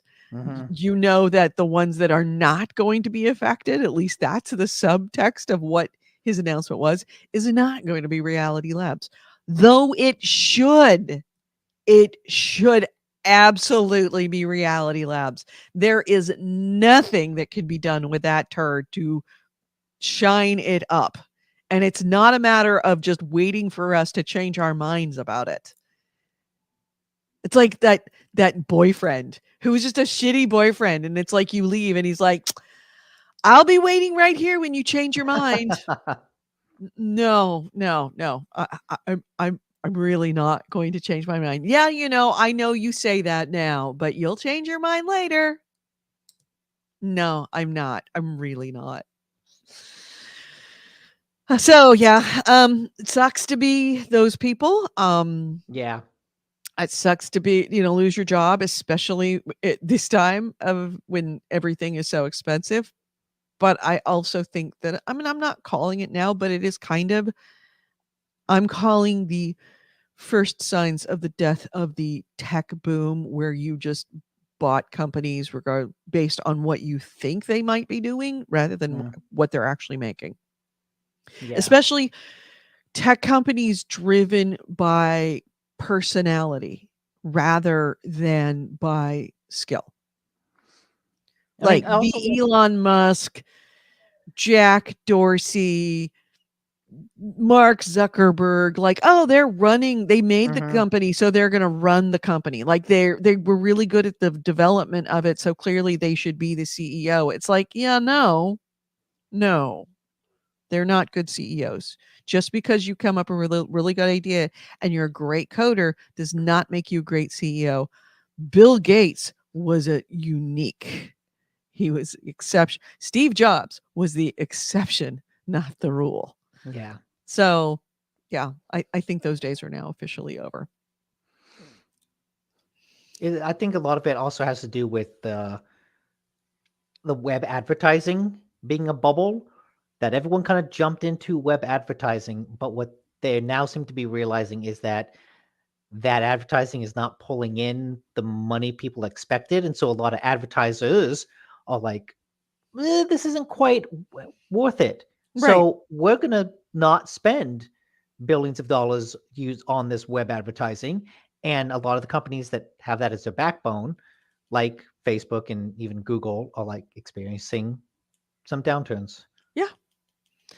I I don't I mean, it's hard to know, but I really don't think, at least for me, that web advertising has ever sold me anything. Yeah, like that sort of super targeted, hey, let's sell all your information so we can target you with the exact thing you want. Right, But like, the waking up in the morning and it's like I'm looking at different cameras, and then every single news, like, I go to San Francisco Chronicle and LA Times when I'm, like, wake up in the morning and I'm drinking my coffee, and it's just nothing but cameras. yeah, And it's but like, like but the I'm problem not with gonna that buy is, from you like that. but that's because you already bought one. Right, Like, the problem with all of this super targeted advertising is that it only knows what you're already looking at. right. Like, if I want to get a TV, like somehow the advertising needs to predict when I want a TV and give me that so that I look at it and go, you know what? I do want a new TV. Right. But if I buy a TV and then I get ads, hey, here's a bunch of TVs on sale. Yeah, exactly. Right. Or in my case, I was researching cameras because I was buying one used. I knew how to find those cameras new. I put in that particular camera. Yeah. I already searched on it. I know what the price is. And it's from the same places. These ads are coming from the same places that I just looked at. It's like, if I didn't buy that, then really? No, I'm not coming back. Sorry. We'll be here when you're ready. Yeah, I'm not coming back. I'm buying one used. I wanted to see how much of a discount I was getting for the used. Yeah. I made the mistake because I'm realizing my car is 2009, and it's a great car, but it's starting to show its age, and I know its Mm, time is ticking for it. And I was looking at possibly maybe getting an electric car for my next one. okay. So I made the mistake of Googling on my regular account instead of my throwaway account, electric car, reviews or best Mhm. electric cars for 2023 or electric car comparison. Fuck me. Fuck me. Holy shit. It has been nothing but car ads popping up on everything. Oh, shit. What was I thinking? It's going to take months before that goes away. You just gotta Google more Bannerlord walkthroughs and tutorials to try to get the You algorithm know, to like I'm gonna give have you to get that. this is a banner alert, some video game stuff. Hmm. I mean banner alert, some Google some video game stuff. Absolutely. All right. So next item is Is it my turn or your turn? your turn. I brought Facebook. Okay. Uh, so Thomas Freikmere, who is a pixel artist and a YouTuber, has talked about, I guess, an NDA expired for his work on a 2D Dark Souls back in 2016. And he just kind of had a short Twitter thread talking about it. Just the interesting process of pitching a game. And he has said that because he's a pixel artist, he does YouTube stuff, so he's a Souls community member. So it makes sense why he would be approached to help make a 2D Dark Souls game. He is published one screenshot of that game. And let me see if I can bring that up.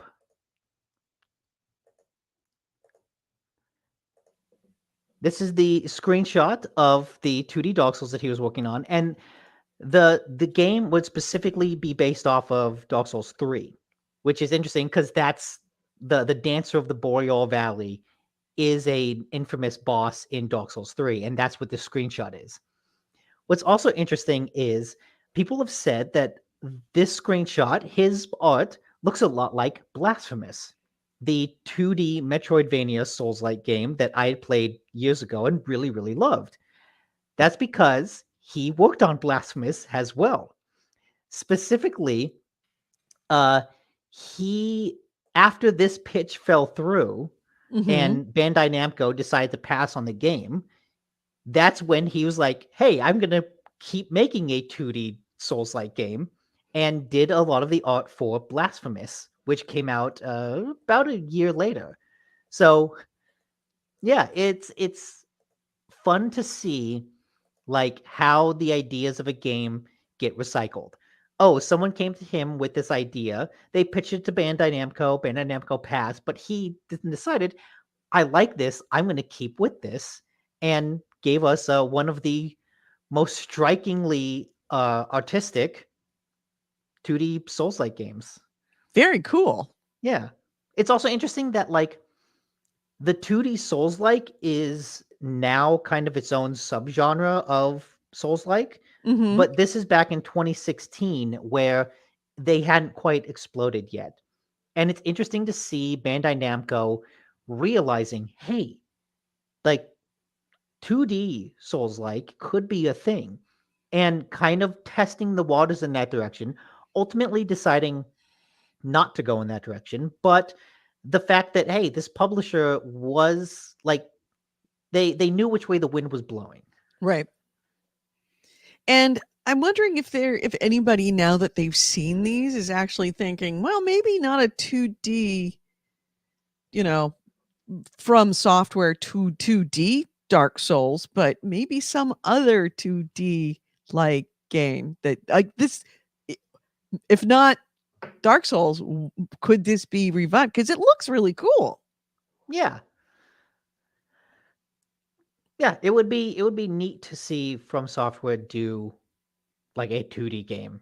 Yeah. It's not something they've ever done, but it's yeah, it would be interesting. Especially take some of that Dark Souls money and just put into it because the development on it can't be nearly as expensive as a 3D game. Oh god, no. Yeah, I imagine it's way easier. Yeah.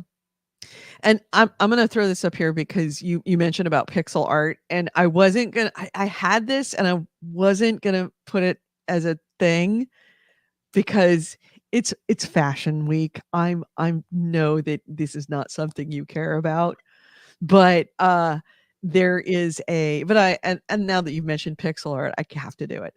Okay. So there is a designer called Low, and Low brought out its I believe it's its spring collection just this last few days, and it is breaking the internet right now. There were a couple of pieces that were Minecraft inspired, and fuck me, I want one. Look at these. Huh. Oh, come on. Come on. Let's see if I can get it. Sorry. That pixel art dress look It's is interesting. really cool, huh? The way that they create the squares along the shoulders. Uh-huh. Can you zoom in? Is there like a Yeah, way but I'm to trying to do see that. exactly how Sorry. they do that? Sorry. I'm trying to fuck. Oh my gosh. Ads. Fuck you, ads. Go away. No. I hate it when they hide the X. Oh yeah. Yeah, let's see if I can pull it up here. No, it's the same one. I am opening up opening up the image in a new tab. There we go.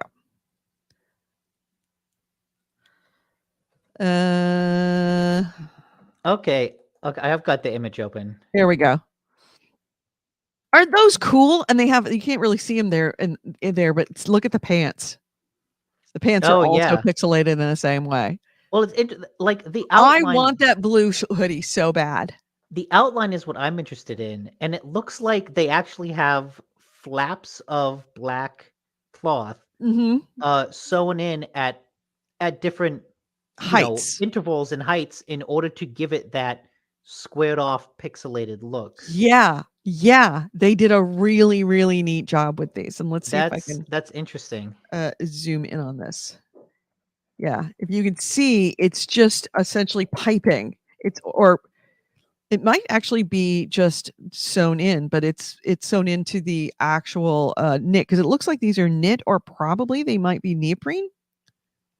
It looks like actually neoprene. But that's so cool, isn't it? Yeah. I am not in, I mean, I like fashion in a sense of it's interesting, but I never consider myself as being a fashion person. But buying designer goods, especially, stuff like rocks the runway. Yeah, that is not me. I fucking want that sweatshirt, that blue sweatshirt. I fucking want that blue sweatshirt. So yeah, sorry to take you down a fashion road. Yeah, that's But we were talking it's pixel art. I was thinking about it just the other day, like the weird moment we are in of like nerdy culture. People that like grew up doing nerdy things are now middle-aged, and so you're seeing that nerd culture bleed its way into all corners of entertainment and culture Mm-hmm. in a way that like we would have thought was impossible 30 years ago. Yeah. Like a thing on a fashion runway imitating a video game? Like who the what? I never thought like anyone would care that much when I was in junior high. Nope. But they do now. Yeah. XC Wraith actually mentions about your story was that's a Dancer or Boreal Valley fight where I don't have to stare at their butt. I'm in. Yeah, the way they were bent over, you just spent a lot of time staring Yep. at the butt. All right, so let's see. You brought that next item, that last item. I will bring in my next item, which is let's talk about Dragon Age. I must have heard about this and it just like didn't stick in my brain because I really didn't think I cared. But the Netflix series Dragon Age Absolution, which is animated series, it's going to debut on December 9th. It's going to tell the story set into Winter and features an ensemble of new characters inspired by Dragon Age lore. It has, of course, elves and mages and knights and Qunari and Red Templars and blah, blah, blah, blah. Matt Mercer is one of the voice actors in it. It is executive produced by Margaret Scott, who did the Guardians of the Galaxy TV series, Transformers Prime, and a bunch of comics. And also the head writer and showrunner, and they also serve as the head writer and showrunner. And Red Dog Culture House is in charge of animation. They did The Witcher: Nightmare of the Wolf. Okay. So yeah, it was also built in collaboration with BioWare's very close collaboration with BioWare's creative team, including their head writers and lead creative designers. So it's not like it's being created in its own vacuum. And I'm there for it. I'm there. I mean, if I'm there for shit like this, I'm there for that. This is like the first new Dragon Age thing that has come out in a long time. Yeah, they need. I think that they're that BioWare is recognizing that it no longer is the perfect child, the beloved and perfect company that used to be, that they could actually wait 15 years between two different games. They can't do that anymore. It doesn't work. So they're recognizing that they've got to actually keep people's interest, because now, if you think about it, the people that are into BioWare, many of them don't play video. Like we're like into Dragon Age Oranges. What? I went to Netflix to try to find a trailer, and of course, a fucking ad. But many of the people that fell in love with Dragon Age Origins, which was and yes, I know I called it Origins because that's what Gully calls it. Many of the people that played that, and that was their best game. That's what made many of us fall in love with the game. And we've been disappointed mostly since then. But coming back because we so much loved that first game. Many of us don't play games anymore. We've left the market. We're not doing that. I'm a unique person in that I'm 50 and doing that. But there are people who are in their 40s that don't play games because they played those games when they were in their late teens and early 20s.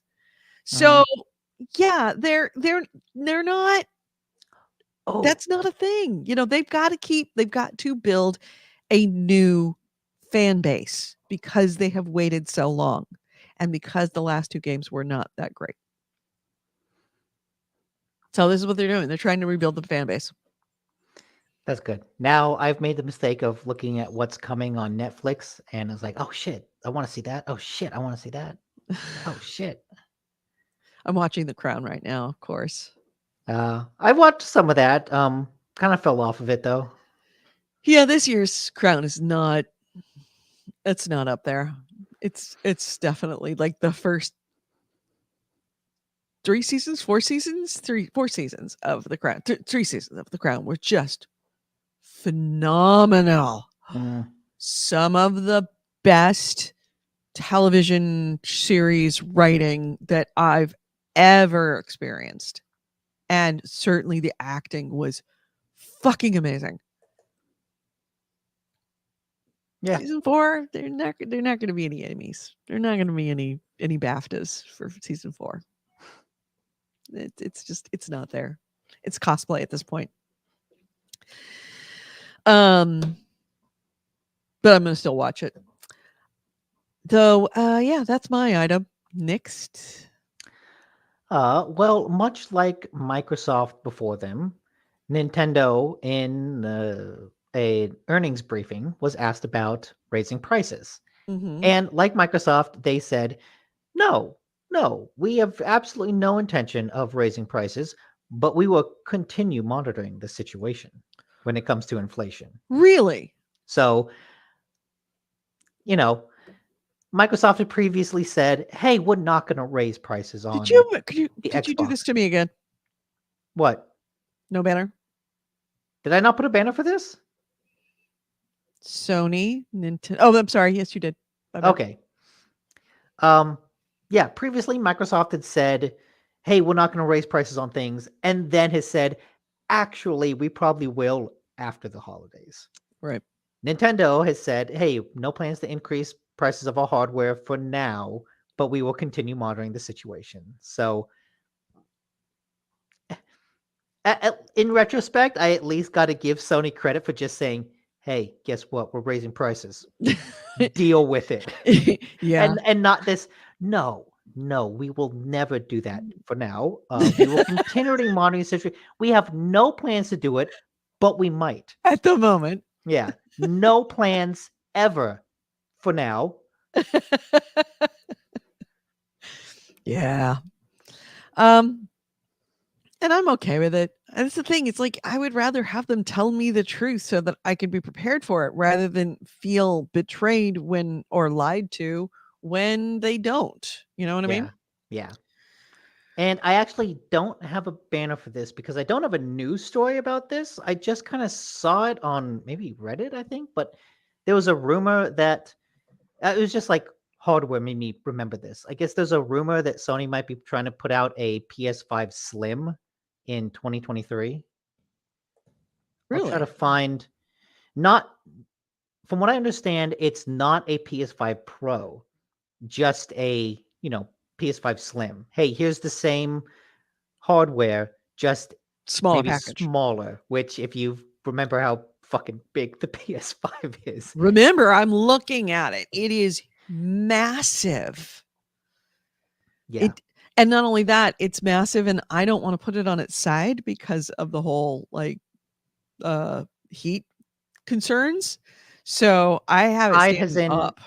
Oh, really? I have mine sitting down, and it has been perfectly fine. Okay. All right. Yeah. So yeah. Well, see, because if I put mine lying on its side, I want to put it in my gaming like shelves that I have for games, but I don't want it to get too hot inside those little boxes. I don't know. We'll see. We'll see. I'm being very persnickety about that. Because if you've ever held your hand over the top of an Xbox Series X, you could that's a heat uh tunnel. It is a heat chimney coming off of that thing. All right, my next item is, let's see. Let's talk about Epic's free games. Oh no, let's talk about actually a sad story because I don't want to end on this sad story. Don't know Kevin Conroy? I know Kevin Conroy. You do?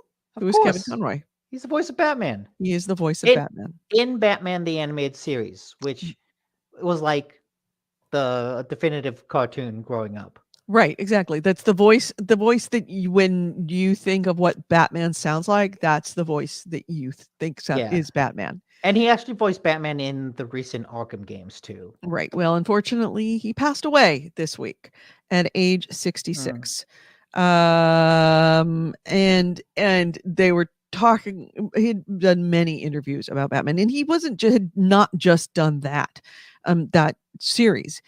He did that from 92 to 96. He also did 15 films, 15 animated series, and 24 video games. So he was prolific, to say the least. Yeah, he did a lot of. He was like a voice actor. He was just very well known for this one particular role because Mhm. he did a really good job of being Batman. You know, And his the way. approach to it, why he did such a good job and why he got the job and why it became such a great voice Mhm. is because his approach to Batman, being the voice of Batman, was that Batman wasn't the disguise. That Bruce Wayne was Batman and Bruce Wayne was the disguise. So if Hmm. he treated it rather than in Bruce Wayne pretending, dressing up as Batman, when really it was Batman dressing up as Bruce Wayne Hmm. to disguise himself. So the Batman was the real personality. And so, he says it's Bruce Wayne. That's the put on, the pose, the performance, the face that I showed to the world. Yeah. Yeah. He So did. He did. I've sad. No, every. no indication of why, what he passed away from, but our sympathies and thoughts go out to the entire Batman community because Yeah. and also, your childhood. He touched a lot of he's that voice is enigmatic and is in your head right now. So, he changed everybody in that way. Yeah. It's every now and then I've looked at the Batman animated series on Blu-ray, like the series, and I'm like, should I pull the trigger on this? I don't know when I'll get around to watching these. I'll hold off. But Yeah. it's like, oh, maybe I should buy this just to like have the collection, not necessarily because I'll actually watch it. Right. Yep. So yeah, next item. I am going to turn on. I'm trying to decide if I need to turn on. It's that time of the year where I could either pump up the brightness on my camera or turn on my light. And it's neither one of them looks right, but the brightness I think is making everything grainy. So I'm actually going to turn on the light. So that's why I keep changing because it's that horrible time of the day. Who decided to do a show at 2 o'clock in the afternoon?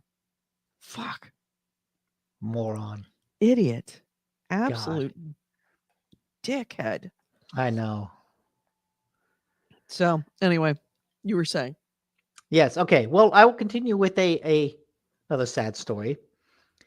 A couple weeks ago, we had talked about how the creators of Disco Elysium, like the head creatives, had previously left the developer Zaum and had like written a very scathing Medium post or I forget where they wrote it, but basically they said, hey, the business arm of this developer that we created has forced us out because they don't agree with what we're doing creatively with the game. And it was pitched as a very business versus creative decision where, hey, look, the lead creatives of this game got kicked out by the money people because the money people are like, no, we don't want you to take too long making another game. And it seemed like a very messy situation. Mm-hmm.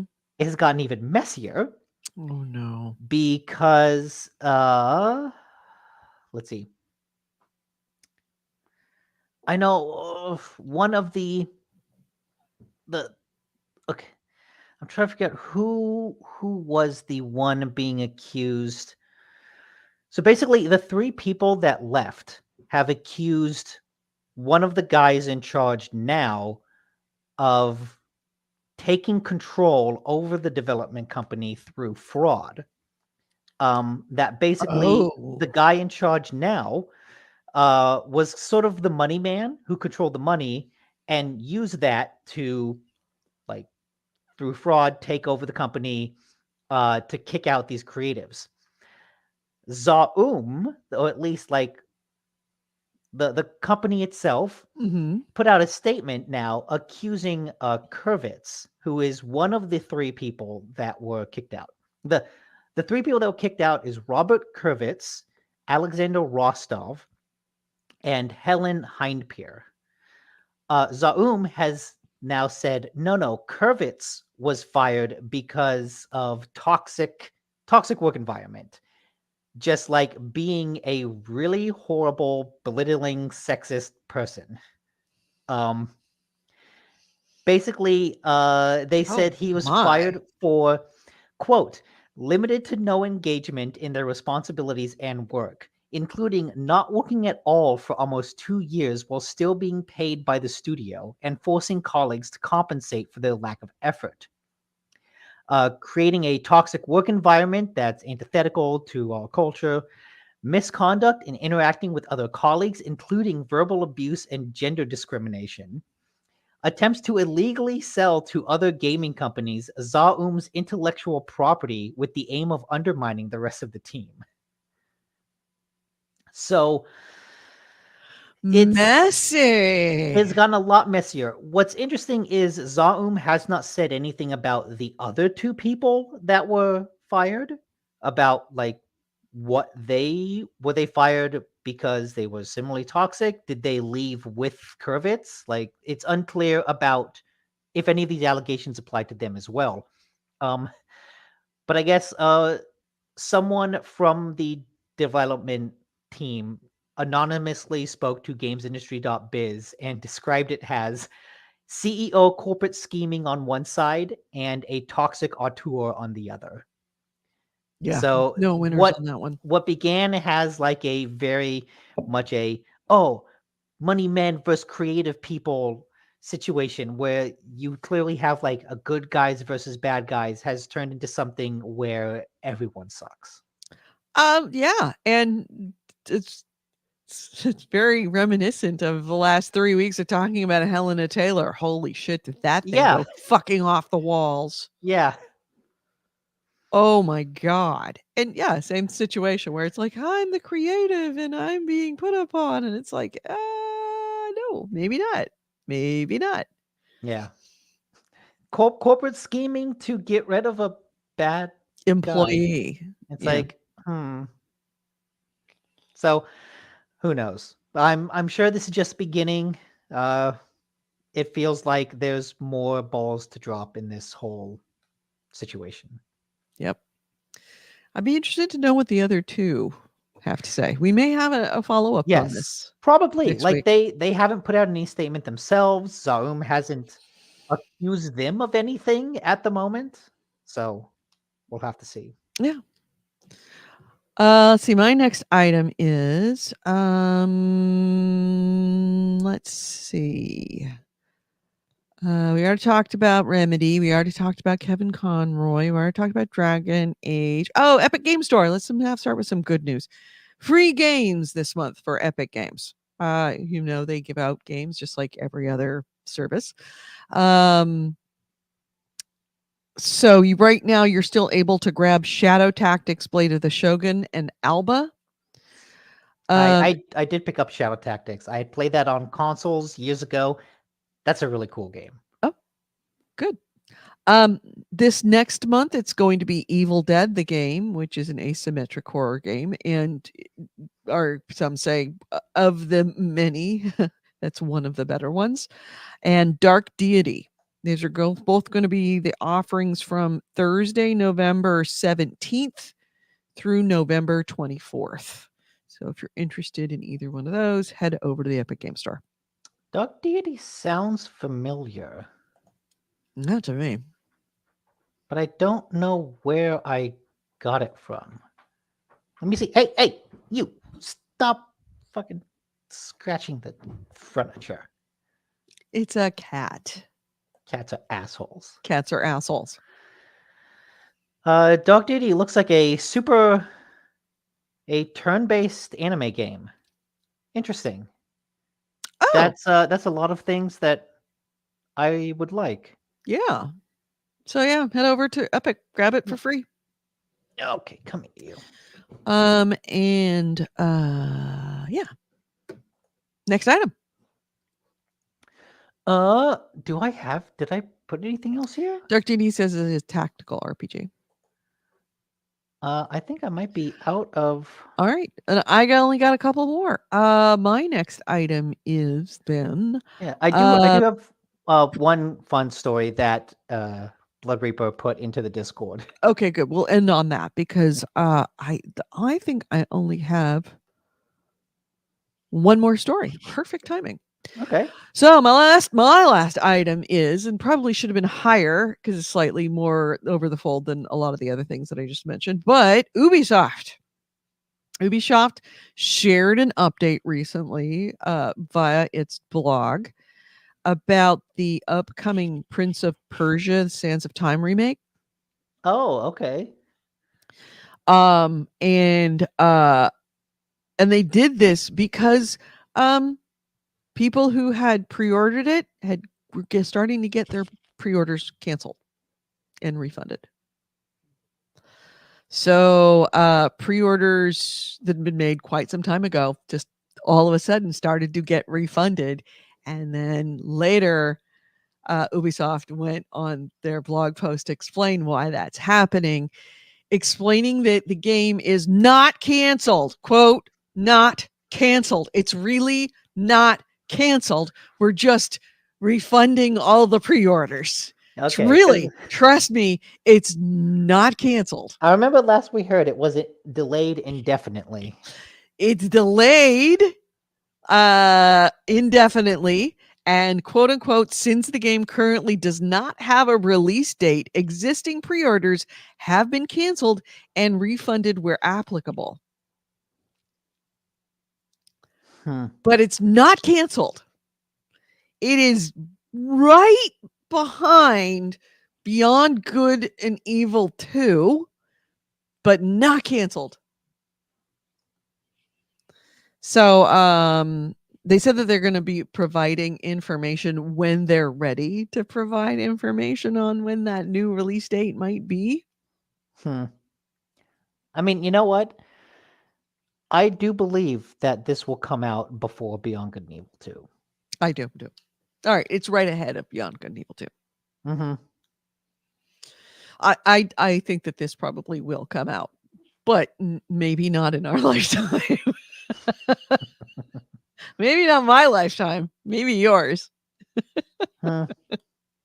It's yeah. This is it's been put on the shelf. It's not canceled, but it's on the shelf. They've got a receptionist and still working on it and answering the phone, but it's not canceled. So yeah, don't get your hopes up. So your last fun item.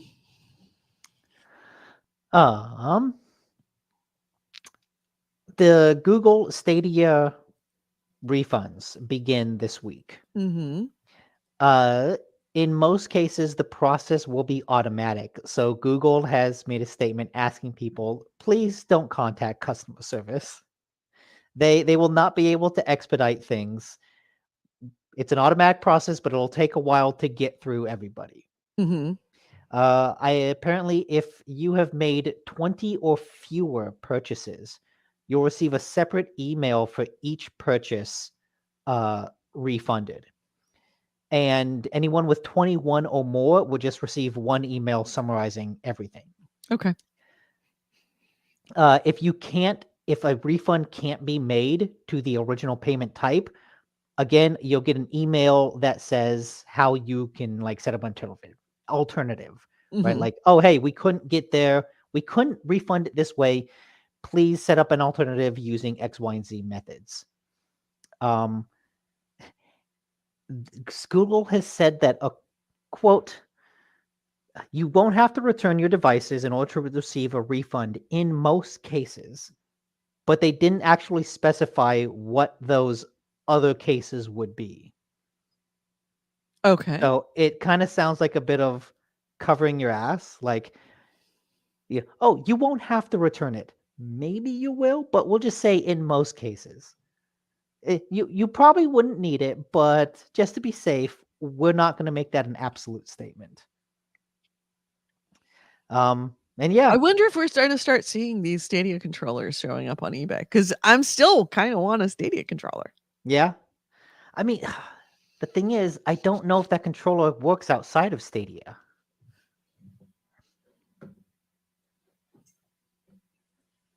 I don't know. I don't know if it does or not.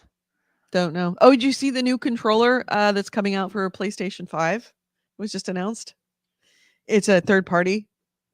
Mm-mm. It's essentially it's an Xbox 360 controller, but it's for the PlayStation 5 Oh no! with more buttons.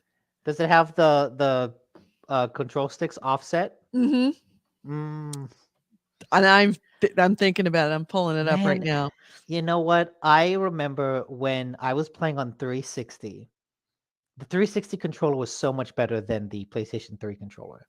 Mhm. And I spent that entire goddamn generation waiting for someone to make a PlayStation 3 controller shaped like a 360 controller.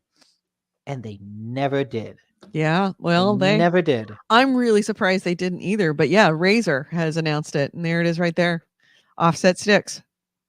Oh, that looks like ergonomically terrible, Yes, it but does. at least, hey, at least they have it. But that Yep. looks just like a little brick. Yep. So yeah, I would buy that. Absolutely.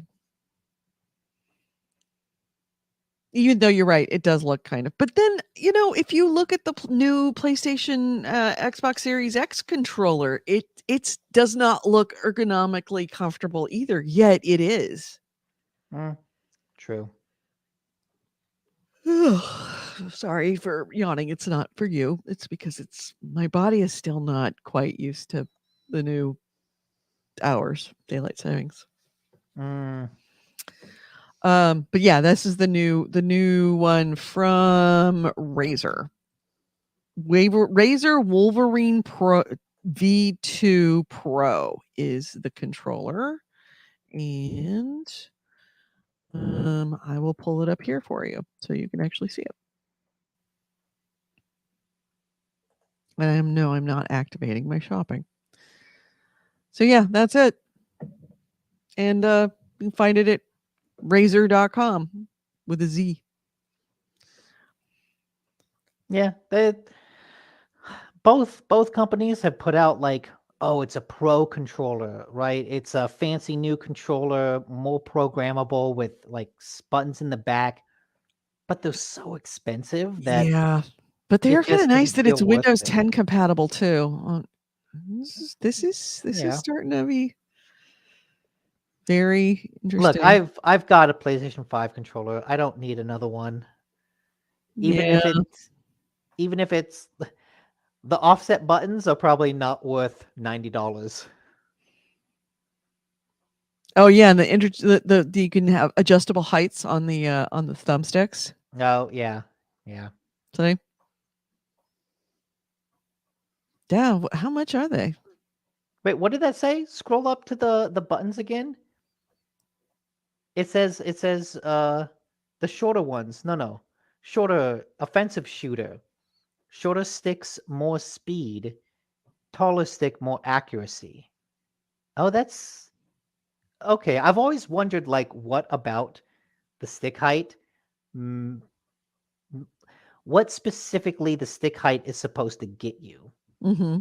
But okay, I can see like a short stick will allow you to flick it back and forth faster, whereas a taller stick allows you to move it at smaller increments. Mm-hmm. Okay, I never actually thought about that. You can configure it and remap it through the iPhone app. And of course, it's got, Chloe. Yeah, AC Rate says the more PS5 controllers work on Windows as well. You just need to download a driver. Oh, okay. Good to know. Because I got a lot of PlayStation controllers. And I guess apparently I need a gamepad now for Bannerlord. Look, you could just buy a Steam controller Well, if I've already got other controllers that'll work, why would I do that? because the Steam controller is like $5, isn't it? Yeah, but if I've already got other controllers, why would I do that? Because you get the little trackpad that could be a mouse. The Steam controller's cool.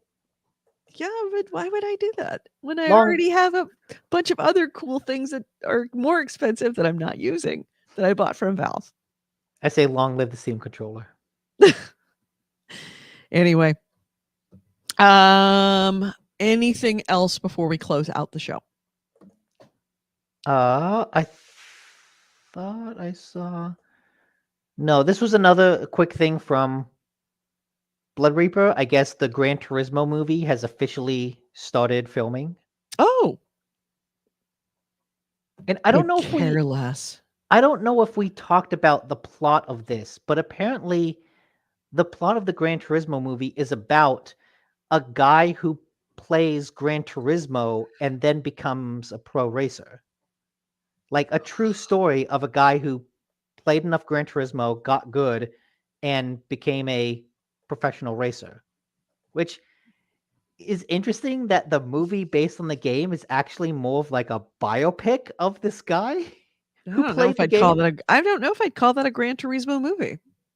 But like it's about Gran Turismo, but it's also about It's it's not about a about guy Gran Turismo. It's it- about the guy it's who about a plays guy who Gran plays Turismo. Gran Turismo. Right.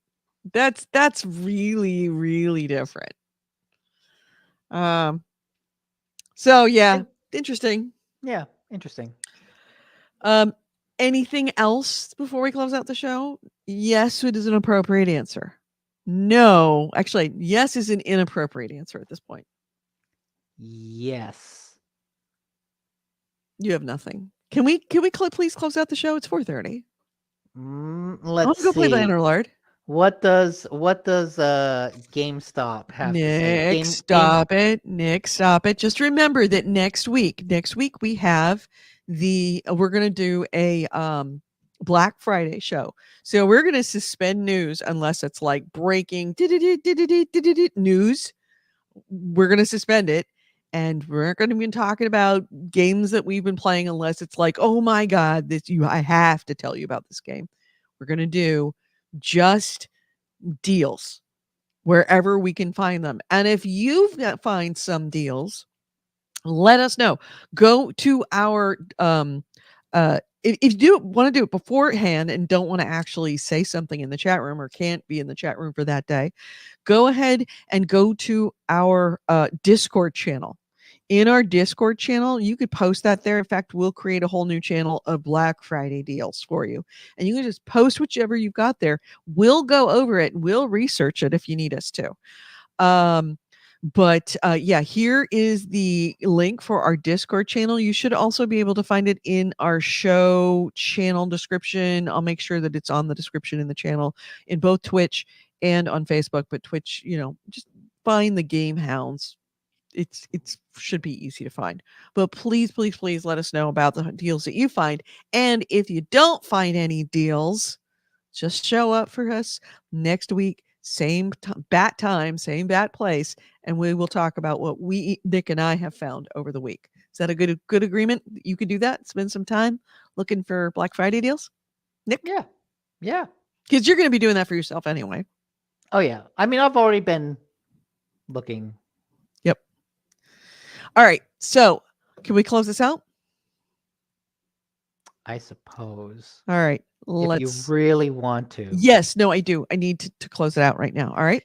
You need So to get back to Bannerlord. You're starting to shake. No, there's something going on. I need to go. Oh. Let's close this out.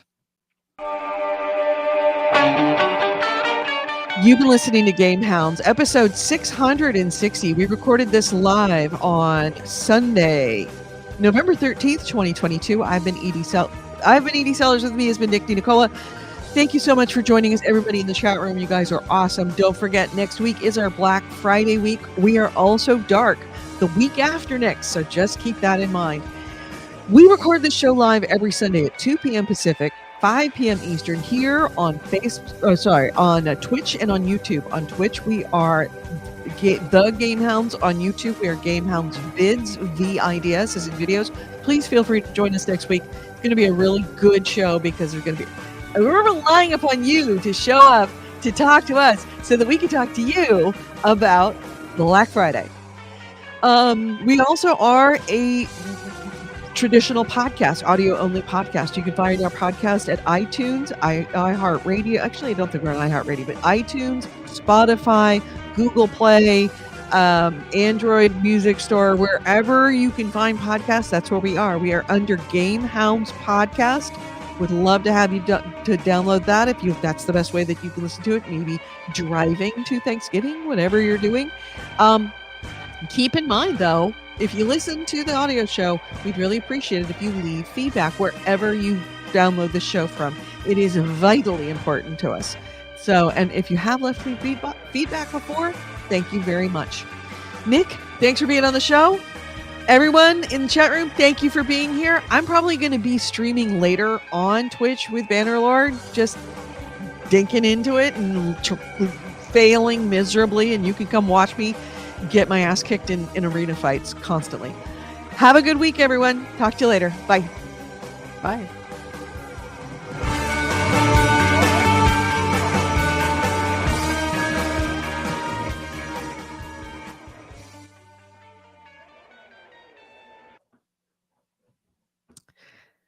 All right, I gotta go because someone walked up onto my porch and hasn't left my porch, and I couldn't see if it was a mailman or if it was somebody, but it's Amazon. But Amazon is supposed to be leaving something on my porch today. I'm gonna make macgoli, and I needed some stuff. Okay, I'm gonna make it from home for Thanksgiving. So nice, everyone. Thank you so much. Sorry, I have to leave, and I will be on Twitch later on tonight. Bye, everyone. Bye.